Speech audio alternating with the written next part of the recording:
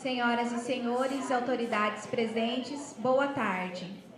Em nome do Defensor Público-Geral do Estado de Mato Grosso do Sul, Luciano Montali, recebemos a todos para a Semana de Combate à Violência contra a Mulher, realizada pela Escola Superior da Defensoria Pública do Estado de Mato Grosso do Sul.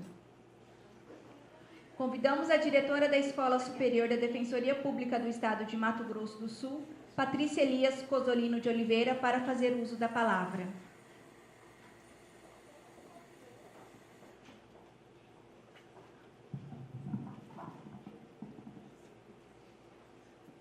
Excelentíssimo senhor doutor Luciano Montali, Defensor Público-Geral do Estado, excelentíssima senhora doutora Luciana Zambuja, subsecretária de Políticas Públicas para Mulheres e demais autoridades presentes, membros do Ministério Público, da Defensoria Pública, tanto como defensores, como assistentes sociais, psicólogos e tantos outros que se fazem presentes.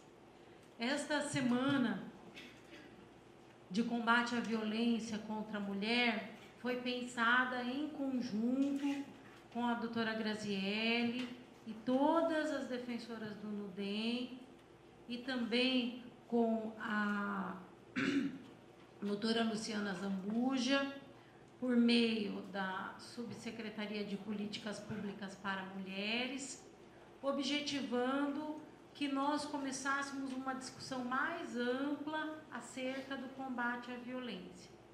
E quando vimos o evento formatado, montado, porque isso demanda muita coisa, demanda nós nos reunirmos antes com as pessoas que falarão nos fóruns, até para analisar se elas estão dispostas a expor a realidade da violência, porque aquela que sofre a violência, além de tudo, ela se constrange de tê-la sofrido. Então, foi um evento montado com muita dedicação. Eu, doutora Débora, defensora pública do nosso estado, que esteve atuando na escola em julho, nos reunimos por mais de uma vez com as mulheres ciganas que ontem aqui falaram, também com os homens ciganos, para que também fosse obtida a autorização para que elas pudessem falar, senão elas não falariam. Também com as indígenas que se manifestaram, quem esteve aqui na quarta-feira, o fórum de discussão em relação à mulher indígena foi até 7 horas da noite, as indígenas choraram, se comoveram, e nós, juntos, porque a violência é muito crua. E me recordo muito claramente, quando tive aula com o professor Oscar Vilhena, na FGV, que ele dizia o seguinte: Patrícia, quando nós queremos interferir na realidade, o primeiro passo que nós precisamos seguir é dar visibilidade ao que está acontecendo. Então, muitos ontem nos perguntaram: puxa, mas vocês não confrontaram esse modo de vida da cultura tradicional cigana? Mas, primeiro, a necessidade de se dar visibilidade à violência que está acontecendo nos dias atuais. Quer dizer, em nosso estado, quando nós observamos índices como sendo o nosso estado o segundo maior índice de suicídio do mundo por conta da população indígena, e como isso está muito vinculado à também condição de mulher, quando nós observamos que uma moça vem aqui, uma indígena, e diz que porque ela queria estudar, ela foi espancada, sofreu a fratura de 3 costelas, o afundamento aqui do crânio, e ficou 5 dias para ser atendida, porque ela foi à delegacia. E se negaram a dar atendimento a ela, porque ela era indígena, ela não conseguiu registrar um boletim de ocorrência. Mais do que isso, ela foi ao hospital. E no hospital, quem a atendeu também era uma auxiliar de enfermagem indígena, e disse a ela: você tem que resolver isso com a liderança, eu não vou lhe atender. Para não se complicar com a liderança, então fica muito difícil quando eu ouço ainda algumas pessoas da esfera estadual, digo estadual, todos nós de carreiras públicas estaduais, ok? Porque a gente ainda ouve hoje isso. Índio é problema da esfera federal, não é meu problema. Quer dizer, nós temos toda a atribuição para interferir no ciclo da violência e precisamos fazê-lo. Então, que bom que a semana está sendo realizada, mas que ela seja uma semente para tudo que ainda precisa ser feito, que é uma longa trajetória. Não conseguimos prestigiar todos os segmentos de mulheres que sofrem violência, porque senão não seria uma semana, um mês nós não conseguiríamos fazê-lo. E no segundo semestre teremos especialmente uma semana de combate à discriminação racial, incluindo a violência em relação à mulher negra. Então, são muitas demandas e muitos problemas que estão invisíveis e cabem a nós, todos os operadores do direito, darmos visibilidade. Eu costumo dar um exemplo, que às vezes as pessoas ficam meio não muito confortáveis com esse exemplo, mas é o exemplo da Cracolândia, em São Paulo. Não discutindo se a política pública foi boa ou não foi, enquanto as pessoas estavam confinadas nos 4 andares do edifício, quase desabando, consumindo crack, babando, deitadas, estava tudo bem, porque as pessoas não perambulavam pela cidade, elas não estavam, entre aspas, importunando ninguém no centro. Agora você ouve críticas do tipo: olha, esta pessoa está aqui, está me abordando, eu tenho medo de ser assaltado. Então, ontem nós vimos claramente as declarações e os depoimentos dizendo o seguinte: a praça nossa de Campo Grande está cheia de mato, ninguém caminha, ninguém faz atividade nenhuma. Quando os ciganos ocupam a praça, imediatamente aparece uma pessoa os removendo, porque afinal aquela praça, as crianças brincam, se lá se faz caminhada, ela é inadequada para a ocupação. Porque a grande verdade é que nós não queremos o problema na porta da nossa casa. Como nós não queremos o usuário consumindo o crack na porta da nossa casa. Mas a questão toda é que nós também não queremos interferir nessa realidade. Se o problema não estiver lá na minha frente, se o meu filho estiver morando no condomínio arborizado, eu brinco sempre com os meus filhos e tento levá-los, por vezes, à periferia da cidade, eu falando o seguinte: a vida não é um jardim podado simetricamente. E não é. E é isso que hoje nós estamos criando as nossas crianças em jardins simétricos. Mas é nosso mistério intervir nessa realidade da violência. Estou muito feliz com essa semana. Gostaria muito de agradecer a doutora Graziele, a doutora Luciana, doutor Luciano Montali, defensor-geral do Estado, pela oportunidade da escola estar realizando conjuntamente esta semana. Agradecer também a doutora Débora, que não está aqui, mas se empenhou tanto, e pedir que continuemos com ações concretas, e a Defensoria Pública, tenho certeza que depois dessa semana vai definir políticas institucionais de uma intervenção mais direta nessas comunidades, principalmente a indígena, porque é uma preocupação de todos nós que esse ciclo da violência seja interrompido. Agradeço profundamente a doutora Vânia, que veio de Belo Horizonte com tanto esforço, com tanto sacrifício, e espero que volte inúmeras vezes e possa nos auxiliar nessa longa jornada que temos pela frente. Sejam todos bem-vindos, vocês receberão todos os cursos da escola, e agradeço muito, então, a presença de todos.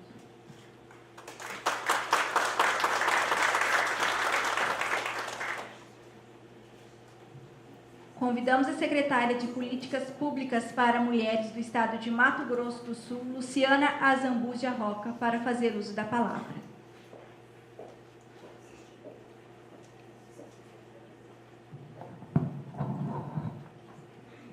Boa tarde a todas.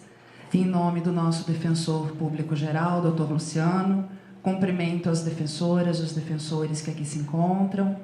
Em nome da doutora Patrícia Cosolino, cumprimento todos os funcionários, as funcionárias e a equipe técnica da Defensoria. E, em nome do Governo do Estado, doutora Vânia, agradecemos muitíssimo a sua presença aqui. Então, muito obrigada. Escutando a doutora Patrícia, nessa fala dela, e considerando a fala de ontem, eu só tenho que, mais uma vez, parabenizar a Defensoria Pública, o Núcleo de Defesa da Mulher, muito bem conduzido, sempre nas tratativas pela doutora Grazielli, por provocar essa discussão do combate à violência que não é só de gênero, que é de raça e etnia também. Tá? Que se discuta e que se discutam muito as políticas para as mulheres indígenas, para as mulheres ciganas, para as mulheres negras, para as mulheres rurais, assentadas, e ficaríamos um mês discutindo, como bem disse a doutora Patrícia.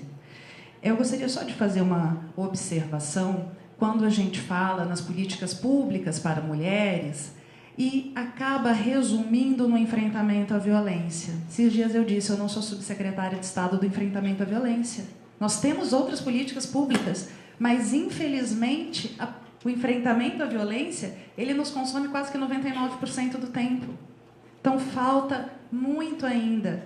Avançamos com a Lei Maria da Penha, hoje completando os 9 anos. Avançamos com a Lei do feminicídio. Tá? Estamos avançando quando 96% da população conhece a Lei Maria da Penha. Mas ainda precisamos avançar, porque quando a pessoa conhece a Lei Maria da Penha, ela não sabe que existe violência patrimonial. Ela não sabe que ainda existe o que é e existe a violência psicológica. A gente tem que dizer que a violência da Lei Maria da Penha não é só a violência física, não é só a violência sexual. Em briga de marido e mulher já se mete a colher, homem que bate em mulher vai para a cadeia, mas tem outros crimes, tem outras violações de direitos. Nós temos em Mato Grosso do Sul uma fronteira com Brasil e Paraguai, estamos fazendo acordos binacionais, implementaremos dois centros de atendimento a mulheres da fronteira em Ponta Porã e Corumbá, e estamos enfrentando o triste e delicado assunto do tráfico de pessoas, do tráfico de mulheres, do tráfico de meninas para exploração sexual, para trabalho forçado. Então, temos muito a fazer. O governo do Estado, nosso governador, em 15 dias da nova gestão, implementou na Casa da Mulher Brasileira, a primeira do país também, a Delegacia 24 Horas, titular a doutora Roseli Molina, que está aqui, doutora Luciana, Ministério Público da Casa da Mulher, e esse era um compromisso nosso de campanha. Precisava ter o atendimento à mulher no fim de semana e no feriado, e no domingo à noite, no sábado à noite, porque no fim de semana é o maior índice de violência. Então, o compromisso estendeu, criamos a primeira subsecretaria de assuntos indígenas, e transversalmente, intersetorialmente, estamos trabalhando, Patrícia, e tentando superar essas dificuldades, que não é só de gênero. Aí, na questão indígena, é de raça, de etnia, de vulnerabilidade, de condição social, e são 3, 4, 5, 6 vulnerabilidades e discriminações. Então, eu desejo sempre, para todas as ações da Defensoria Pública, um excelente trabalho, uma excelente discussão, e uma boa tarde de trabalho a todas. E, doutora Vânia, realmente, muito obrigada em nome do Governo do Estado. Bom dia, boa tarde.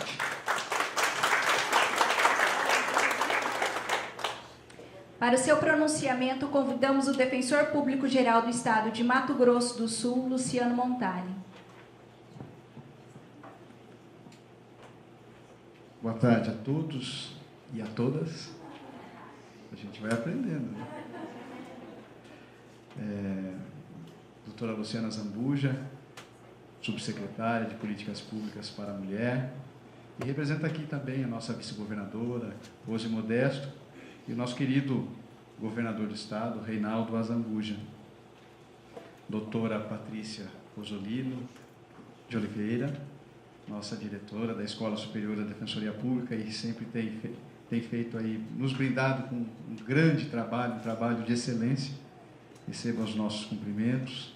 Doutora Grazielli Ocares, coordenadora do NUDEM, senhoras, senhores, defensoras públicas, defensores públicos, profissionais da área da psicologia, da assistência social, membros do Ministério Público, da Polícia Civil. Professora, muito obrigado pela presença da senhora. A Defensoria Pública tem uma função de transformação da sociedade. Essa transformação nem sempre ela é pronta e da maneira que nós gostaríamos, com a celeridade que seja necessária. Eu, no pronunciamento de quarta-feira, citei Jesus Cristo e recebi críticas por isso, porque estaria falando de religião. Eu não falei de religião, eu falei de um exemplo de um homem que soube colocar a mulher no seu devido lugar, trazendo a mulher para o seu devido lugar pela sua força, pela sua pujança, pela sua sensibilidade e altivez. Não falei de religião, até porque, para mim, pouco importa a religião que a pessoa tem, ou se sequer tem a religião. Para mim, o que vale é a prática do bem. Luther King disse muito bem que o que incomodava ele não era o grito dos maus, mas era o silêncio dos bons. E Mohandas Karachand Gandhi também pôde dizer com muita propriedade sobre a política da paz. Dizia ele que não era contra a guerra, mas ele era a favor da paz. E eu acho que essa transformação da sociedade que a Defensoria pode promover com a comunidade em geral, com todas as profissões, as especialidades, ela é muito importante para que possamos começar a debater casos como esses, para que não corram mais no futuro. Nós não vamos conseguir do dia para a noite resolver esse problema a fórceps, porque senão vamos entrar numa rota de colisão e, pelo menos na minha acanhada visão, entendo que isso não seria o correto para nós adquirirmos a efetividade de tudo aquilo que nós buscamos e de tudo aquilo que a mulher efetivamente merece. Então, eu acho muito importante esses fóruns de discussão para que possamos, então, galgar a cada dia um degrau a mais e, assim, não precisarmos mais de fóruns como este. É lamentável a ocorrência de um fórum como este. Lamentável. Por quê? Em pleno século XXI, ainda a mulher é agredida, ainda a mulher é vilipendiada, ainda a mulher é desconsiderada. Então é lamentável por isso. Mas não vamos nos revoltar por causa disso. Vamos sim tomar a atitude correta para que isso não ocorra no futuro. E que bom que temos a Defensoria Pública, que temos a escola, que temos o governo do Estado de Mato Grosso do Sul preocupado com isso, doutora Luciana Zambuja. É um governo, gosto muito do governo do Estado, e principalmente do discurso do nosso governador, quando ele fala que tem um governo voltado para as pessoas. E isso vem a calhar, isso vem ao encontro da política da Defensoria Pública, que é atuar para as pessoas, pelas pessoas. Então, o nosso abraço a todos e que tenhamos um excelente fórum de discussão. Muito obrigado.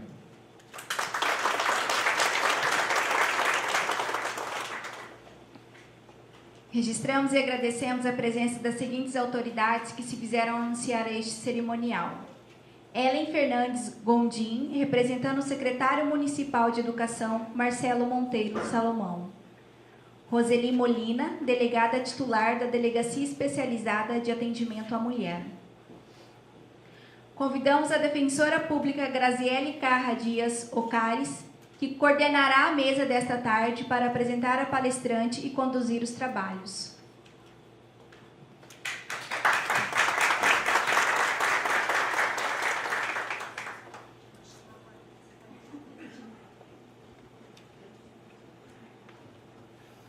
Doutora Vânia, vamos sentar aqui comigo, para eu não ficar sozinha. Boa tarde a todas as pessoas presentes. O nosso defensor-geral já usa a linguagem não sexista, né, Vânia? Que a gente tanto briga no documento todo. A gente reparou nisso, né, e fomos atentos a isso. Hoje com grande satisfação que eu vim apresentar a doutora Vânia Pazinato. Eu não a conheço há muito tempo, pessoalmente, mas o trabalho dela a gente já conhece há muito tempo. E eu fui convidada para fazer parte desse protocolo, né, dessas diretrizes que ela vai apresentar hoje, junto com a doutora Luciana Rabelo, que está aqui, representante do MP. E foi uma descoberta, um novo olhar que a gente teve para a questão do feminicídio, né? Aqui a Defensoria de Mato Grosso do Sul, ela é pioneira, né, no atendimento à mulher em situação de violência. inclusive nos acompanhamentos, nos casos em que houve feminicídio, né, nas tentativas de feminicídio e nos feminicídios. As outras defensorias estão agora se preparando para acompanhar isso, para fazer o acompanhamento da Lei Maria da Penha. Então, participar desse projeto foi muito revelador. Não só, né, pela brilhante competência da doutora Vânia na condução dos trabalhos, que ela foi coordenadora desse projeto, né, mas eu me lembro muito bem que eu já admirava, mas passei a admirá-la muito mais. Na primeira reunião que a gente teve, a gente estava discutindo o documento, não sei se ela sabe, não sei se eu falei, e veio uma intervenção falando, mas isso não vai ficar bom por causa disso, e o questionamento era de alguma questão em relação ao réu, em relação ao procedimento e tal. E ela falou assim, olha, isso vai ficar bom para as mulheres? O meu compromisso é com as mulheres.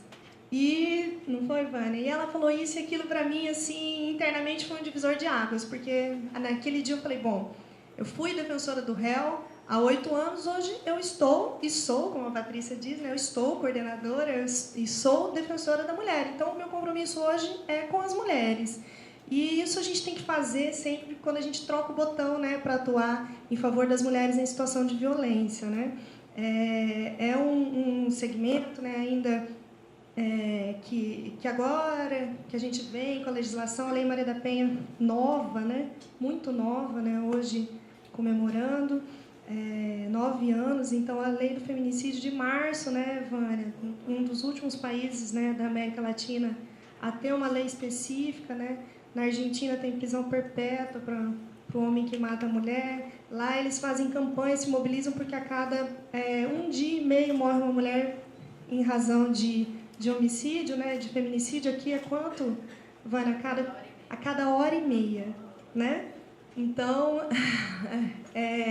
lá eles se mobilizam, se revoltam com 1 dia e meio. Aqui a cada hora e meia uma mulher é assassinada no país. Então, quando a gente começa a pensar nesses dados que a Vânia vai trazer para a gente começa a ver o quanto é importante a gente ter essa atualização, essa atuação especializada, não só da Defensoria, mas do Ministério Público, doutora Ellen, doutora Luciana presente aqui, da DEAN, doutora Molina, para ter esse olhar, essa perspectiva de gênero no atendimento, né? E foi muito legal mesmo, como a Patrícia falou, esses outros 2 dias. A mulher indígena, ela pede socorro, né? Ela pede ajuda. Hoje de manhã a gente já teve uma reunião com a doutora Inês, que é a nossa defensora de Dourados. A gente já vai fazer umas estratégias para ajudar nessas reivindicações feitas aqui no fórum, né, doutora? Então, a gente já vai encaminhar tudo por escrito para a subsecretaria, tá, doutora Luciana? E para o município de Dourados também, para ajudar a gente na resolução desses questionamentos das indígenas, né? Principalmente ter uma DEAN 24 horas, ter uma condução para o exame de corpo de delito, que elas não têm, fica do outro lado da cidade. Então, assim, problemas que parecem tão simples, mas que demandam gastos e que impedem a mulher de denunciar, né? Então, foi muito legal participar. Eu vou passar a palavra logo para a Vânia, vou apresentá-la agora. Então, a Vânia Pazinato é pós-doutora do Núcleo de Estudos de Gênero do APAGU Unicamp, doutora em Sociologia pela USP, mestre em Sociologia pela USP, pesquisadora do Núcleo de Estudos da Violência da USP, consultora em projetos relacionados ao tema de violência contra a mulher, gênero, justiça criminal, delegacias da mulher, rede de políticas de enfrentamento à violência contra a mulher, atuante em diversos projetos para o governo federal, ONU Mulheres, né? Do CLADEM, do Comitê Latino-Americano do Caribe para os Direitos das Mulheres, consultora do Observe, Observatório para Monitoramento da Lei Maria da Penha, e do REM, da Reunião Especializada de Mulheres do Mercosul, né? Entre outras coisas que a Vânia faz e realiza, sempre com muito amor à causa, sempre com isso. O meu compromisso hoje é com as mulheres. Então, ela vai explicar e vai falar para a gente qual é esse compromisso dela atual. Obrigada. Eu vou pedir licença, eu vou falar em pé, porque aí as ideias fluem melhor. Eu agradeço imensamente, doutor defensor, doutora Patrícia, doutora Graziele, a todos os presentes. Eu é que tenho que agradecer pela oportunidade de estar aqui e poder apresentar esse projeto, falar do feminicídio, né, e poder falar dessa causa que, de fato, é a causa a qual eu me dedico desde que eu comecei a trabalhar como pesquisadora na área de sociologia jurídica, e passei a trabalhar com violência contra as mulheres. Então, essa fala que eu tive e que a Graziele retomou aqui, eu lembro que foi uma fala bastante contundente até no contexto, é de fato aquilo que me move, né? Então, eu fico muito feliz de poder compartilhar isso com vocês também. Eu vou falar, você vai me ajudar a projetar? Então, eu vou falar sobre as diretrizes nacionais para investigar, processar e julgar as mortes violentas de mulheres, que são os feminicídios, que é esse documento que a Graziele já falou um pouco. Pode passar, por favor? Vou começar aqui por um ponto de partida, né? Que, enfim, são números que todos nós já conhecemos e temos divulgado bastante, justamente com esse compromisso que a doutora Patrícia falava, de que nós temos que ainda visibilizar as mortes violentas de mulheres no Brasil, né? Nós tivemos, segundo o mapa da violência, 96 mil mulheres que morreram de forma violenta entre 1980 e 2011 em todo o país, mas sabemos muito pouco sobre essas mortes. Sabemos que 50% delas ocorreram pelo menos na última década, né? Aqui quase 50 mil mulheres de 2000 para 2011. Sabemos que teve, então, um crescimento bastante pronunciado, né? Como mostra a curva. Sabemos que a maior parte dessas mulheres morreram dentro de casa, mas não sabemos qual foi a motivação dessas mortes, quem foram os agressores. Sabemos um pouco como morreram, né? Boa parte delas morreu por arma de fogo, mas, diferente do que acontece com os homens, as mulheres morrem principalmente por outros meios, inclusive quando o agressor utiliza a própria força física, né? Utiliza as mãos para estrangulamento, para pisoteamento e outras formas bastante cruéis, né? de assassinato. Mas não sabemos muito mais, né? Mas sabemos uma informação que passa como um detalhe que eu acho muito importante. Boa parte dessas mulheres são jovens. E o maior crescimento que nós tivemos de mortes de mulheres no país foi entre a população de 15 e 29 anos. É uma curva muito semelhante à curva do que acontece com os homens, né? Com os meninos, com os rapazes.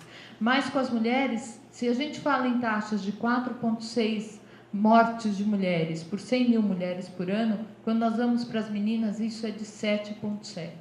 São muitas meninas morrendo, a partir de 15 anos. Então, eu estou falando de um fenômeno aqui, que eu ainda preciso visibilizar, que não é só a violência doméstica e familiar, porque esse a gente já tem alguma familiaridade, né? A gente já sabe que ele existe, conhecemos o padrão da violência, conhecemos um pouco do perfil das vítimas e dos autores, mas tem algo mais acontecendo aqui, e que está matando as jovens brasileiras, né? É para elas também que nós temos que dar atenção, né?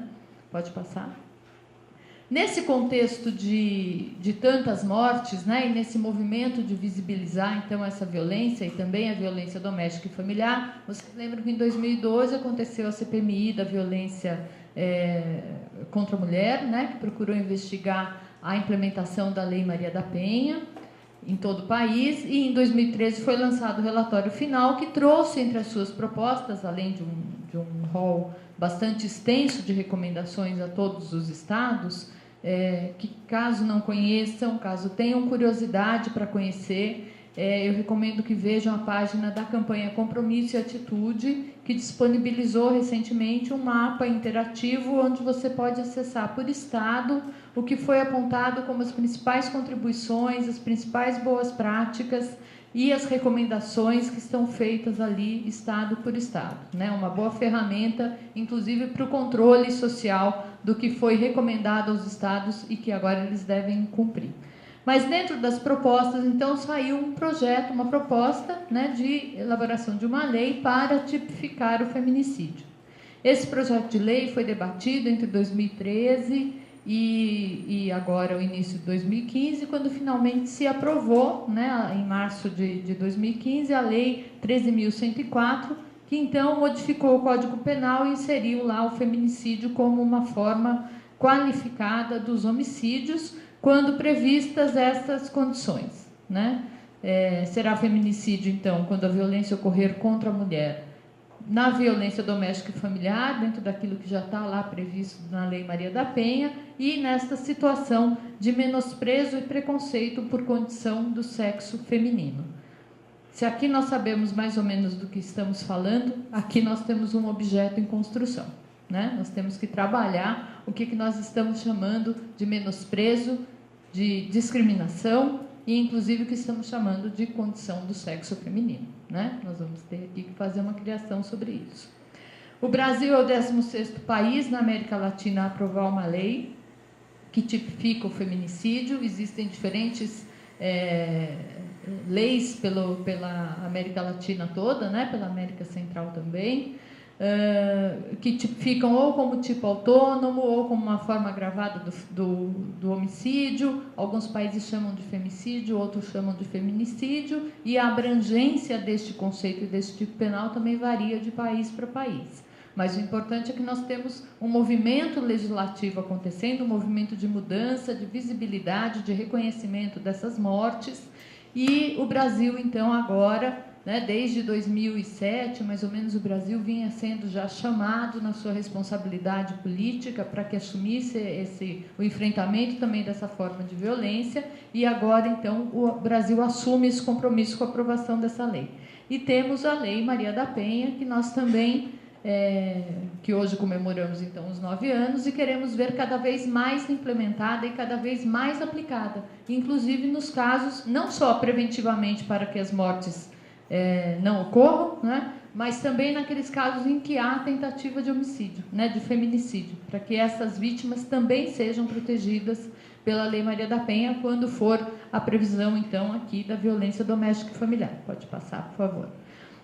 As mortes violentas de mulheres, então, ela não é um problema só nosso, né, do Brasil, muito pelo contrário, ela é um problema mundial. As mortes ocorrem, independente de serem períodos de guerra ou de paz, as mulheres morrem, muitas vezes morrem pelas mãos dos parceiros e morrem dentro de justificativas culturais importantes, relevantes, né, que fazem com que essas mortes se perpetuem, que todas as formas de violência contra as mulheres se perpetuem nas sociedades. Eu acho que o que vocês viram ontem aqui com as mulheres ciganas, né, e mesmo a situação das indígenas, que eu lamentei muito não ter perdido, né, essa chance de ouvir as mulheres falando. Mas eu acho que é esse tipo de cultura que perpetua a violência, né? E que nós temos aqui aprender a trabalhar com estas culturas, porque nós não podemos também violar direitos, né? Porque nos intrometer na cultura e dizer o que vocês sofrem é violência e o Estado vai intervir a partir de agora, também é uma violação, né?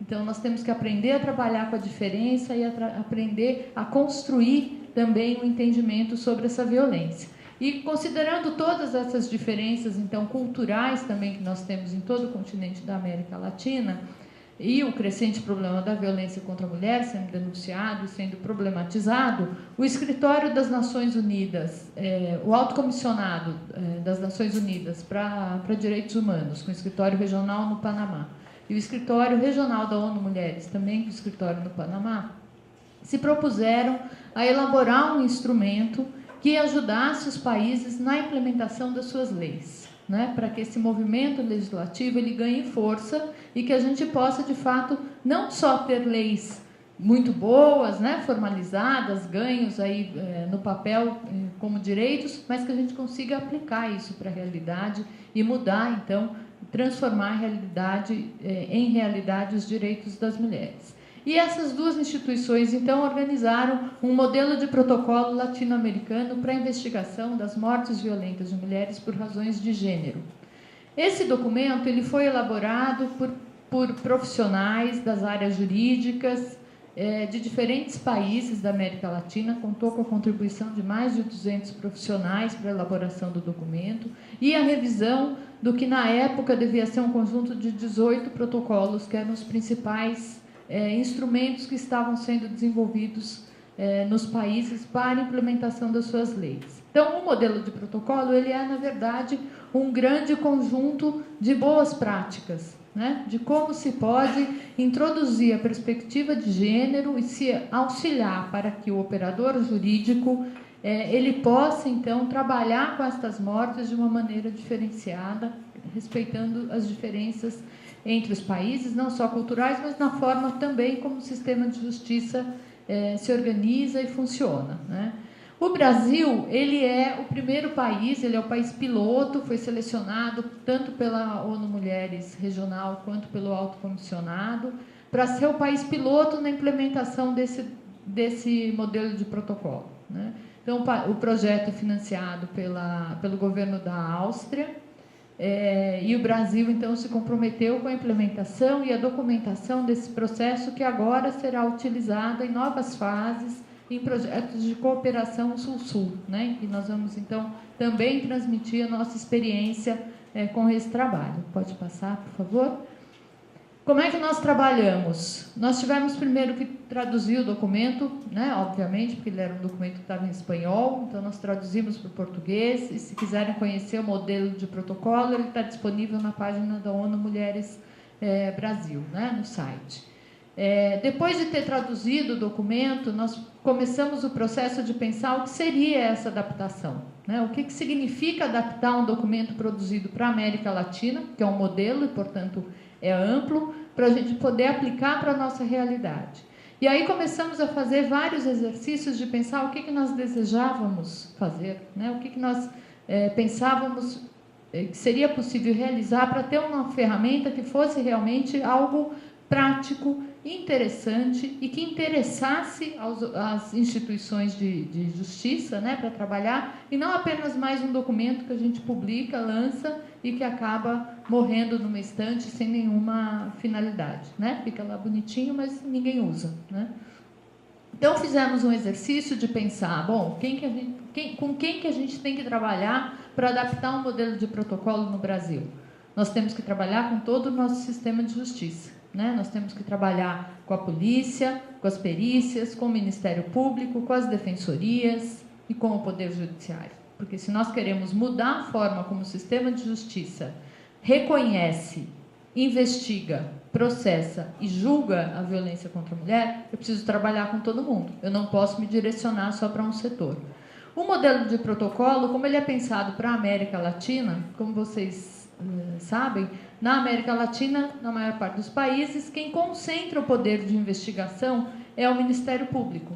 Então, o documento ele é todo focado na figura de um promotor de justiça, né? É o promotor de justiça que conduz a investigação, a atividade da Polícia Judiciária e também as perícias. Então, o documento ele é todo estruturado nesta figura.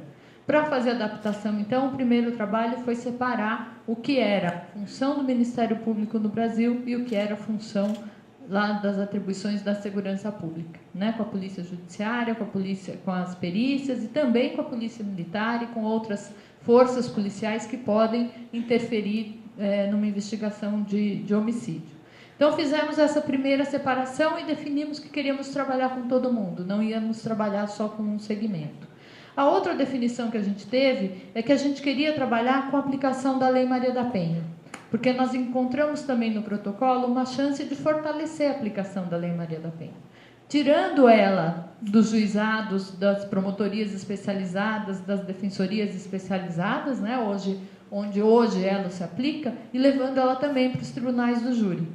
Então, colocamos também no nosso foco que nós íamos dialogar estreitamente com a Lei Maria da Penha, íamos reforçá-la, e íamos dialogar também com os profissionais que trabalham com a Lei Maria da Penha e usá-los, né, como os nossos aliados para chegar aos profissionais que estão trabalhando no Tribunal do Júri, né?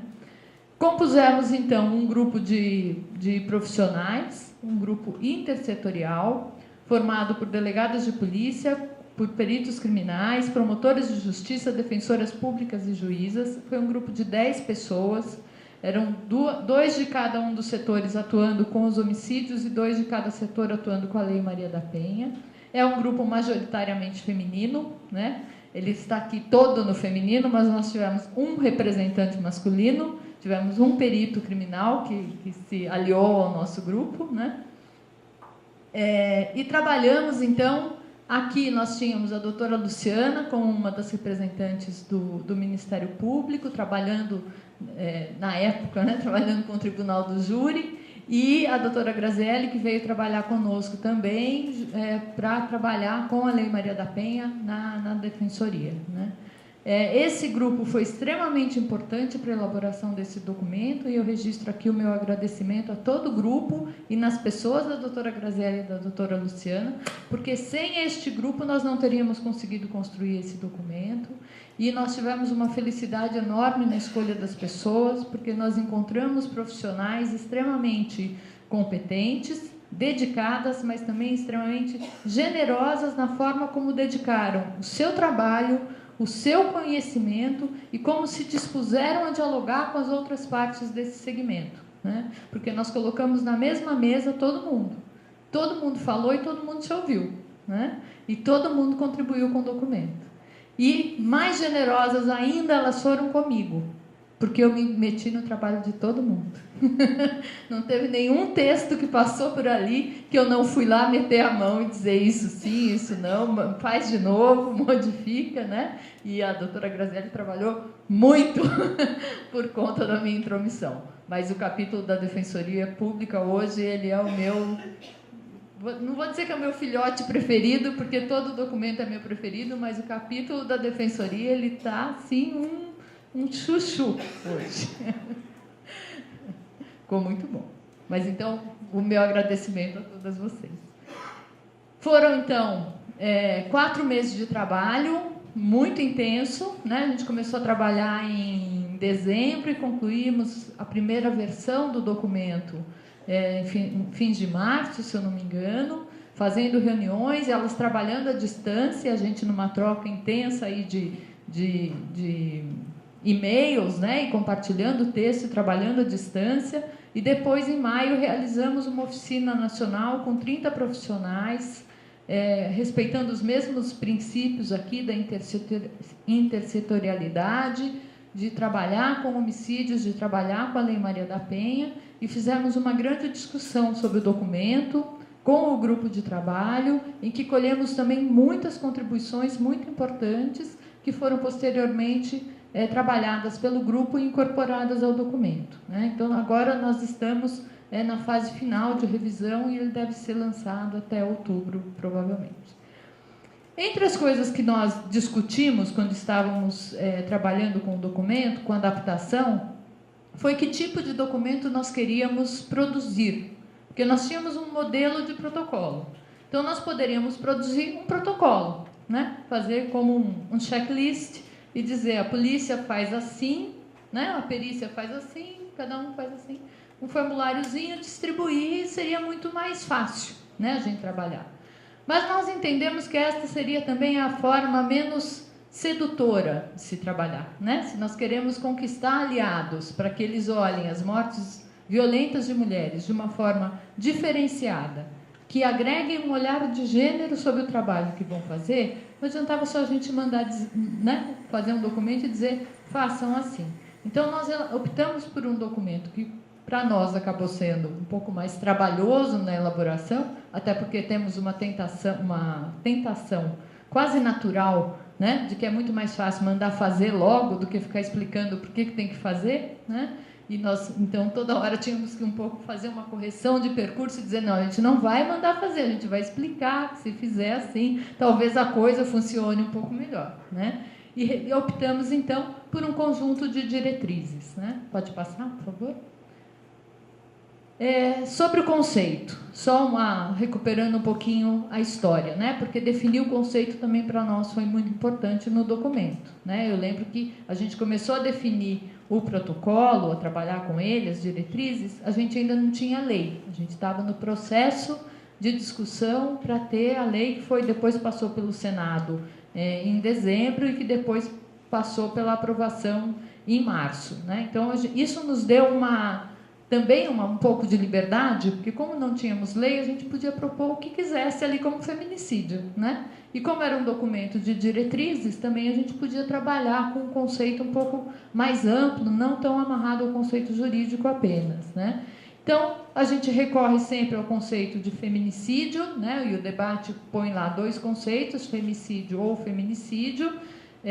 Vocês já devem ter ouvido, né? Porque agora, toda vez que a gente fala o que é femicídio ou feminicídio, a gente recupera a história. Então, vamos lá. Ele foi usado pela primeira vez na década de 70. por esta investigadora anglo-saxã, a Diana Russell. Ela é uma socióloga, ela é feminista, e ela usou pela primeira vez esse conceito do femicídio para falar sobre as mortes de mulheres por homens e por razões de misoginia, né? Essa foi a primeira definição que ela colocou para o crime. E aí ela criou um conceito que era bastante amplo para dizer destas mortes de mulheres por misoginia, não só das mortes intencionais como os assassinatos, mas ela colocou também dentro do conceito toda a morte de mulher que decorre da sociedade patriarcal, de um modelo patriarcal de organização da sociedade, que coloca as mulheres num lugar de submissão e dentro de padrões muito rígidos, né, em relação ao que pode, ao que não pode, ao que deve ser, e principalmente em relação ao homem ou ao masculino, e incluiu, então, no seu conceito, não só os assassinatos, mas também, por exemplo, as mortes que decorrem da mutilação genital, as mortes que decorrem de cirurgias estéticas, né, que as mulheres realizam e que acabam falecendo como consequência dessa cirurgia, que nesse caso não são mortes intencionais, né, porque a gente acha que o médico não quer, na verdade, matar a sua paciente, né, ele mata por imperícia, por alguma intercorrência. Mas a morte violenta e é uma questão de misoginia, é uma questão de gênero, ela é incluída no conceito porque a mulher que se submete a um tipo de cirurgia como esta, né, de reparação estética, portanto não é necessária para a sua saúde, porque ela quer se adequar a um modelo do que é ser mulher na sociedade, é um padrão de beleza, né? Então é uma responsabilidade da sociedade também, há uma responsabilidade com relação a essas mortes. Mas isso é o conceito, né, grandão, não é o que está na lei. Nos anos 2000, esse conceito ele foi retomado e passou a ser usado também nos países da América Latina, e aí já num movimento crescente de mortes que começa a ocorrer principalmente no México, na fronteira com os Estados Unidos, em Cidade Juárez, onde várias jovens começam a ser assassinadas e se identifica um padrão, né, nessas ocorrências. Um padrão no perfil das vítimas e um padrão também na forma como as mortes são praticadas, né? Um padrão de extrema crueldade, com a mutilação e com depois o descarte desses corpos em terrenos baldios, em áreas não habitadas. Nesse contexto, então, de Cidade Juárez, uma antropóloga feminista, que era a deputada federal à época, Marcela Lagarde, retoma o conceito de femicídio e se propõe a fazer, então, uma adaptação para pensar a realidade do México. A primeira adaptação que ela faz é idiomática, porque ela diz que fazer a tradução do feminicídio, né, feminicide, para o espanhol era uma tradução muito literal, né, e não visibilizava o problema que se pretendia visibilizar. Então, ela propõe que, em espanhol, feminicídio é muito mais eloquente, né, para colocar as mulheres em visibilidade. E ela vai já num contexto em que a gente já está falando em anos 2000, nós já passamos pela Convenção de Viena, já passamos pela declaração, pela eliminação da violência contra as mulheres, né? Já passamos por Convenção de Belém do Pará. Ela vai dizer a violência contra as mulheres é uma violação de direitos humanos e o Estado tem uma responsabilidade por essas mortes. Então, ela também agrega ao conceito de feminicídio o componente da impunidade. O Estado passa a ser reconhecido como um responsável. Ele que tem que conter as mortes, né? Pode passar? Existem muitas diferenças entre os dois conceitos, né? Mas e os países adotam uma nomenclatura ou a outra, nem sempre atentando para o conceito, mas adotando a nomenclatura que considera que exprime melhor a realidade que quer retratar. No Brasil, optamos por feminicídio. Mas os dois conceitos, eles têm pelo menos estes 4 elementos aqui como elementos que são estruturais dessa definição e que são importantes para que a gente entenda do que nós estamos falando quando falamos mortes violentas de mulheres por razões de gênero, porque aí eu estou me referindo ao femicídio ou ao feminicídio, né? E entre esses elementos, então, os dois se reportam a esta ordem patriarcal, né? A sociedade patriarcal, a dominação patriarcal, ela é o pano de fundo sobre o qual vão se desenhar essas mortes, elas vão ocorrer e vão também permanecer impunes. As duas autoras recorrem a isso.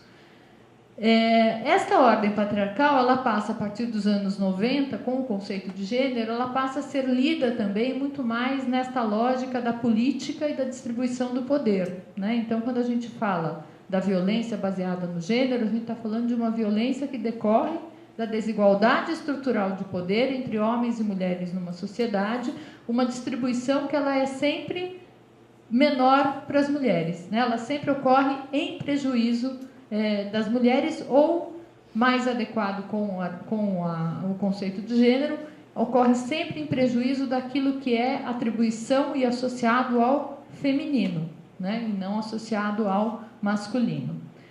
Essa violência, ela é uma violência considerada sexista, porque nesses casos todos que a gente está falando, o que determina a morte é a vítima ser uma mulher, né? Aqui, muito focada ainda na discussão do sexo, né? E também depois problematizado pela questão do gênero. Novamente, podemos atualizar aqui, e por isso dizemos que é uma violência baseada no gênero, porque, como eu disse, é uma violência que ocorre associada e provocada por características do feminino, né?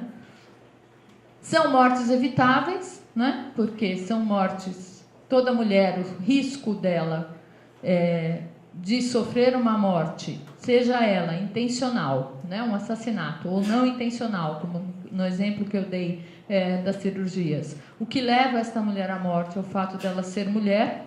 Este é o principal fator de risco nessas mortes. E aí nós vamos agregar os outros fatores, né, os outros marcadores de diferença, de desigualdade social, como a raça, etnia, geração, orientação sexual, a procedência regional, a nacionalidade, enfim, né, a religião. Nós podemos ir abrindo o leque aqui e identificar em cada sociedade, cada cultura, quais são os fatores que marcam a desigualdade entre as pessoas naquela sociedade.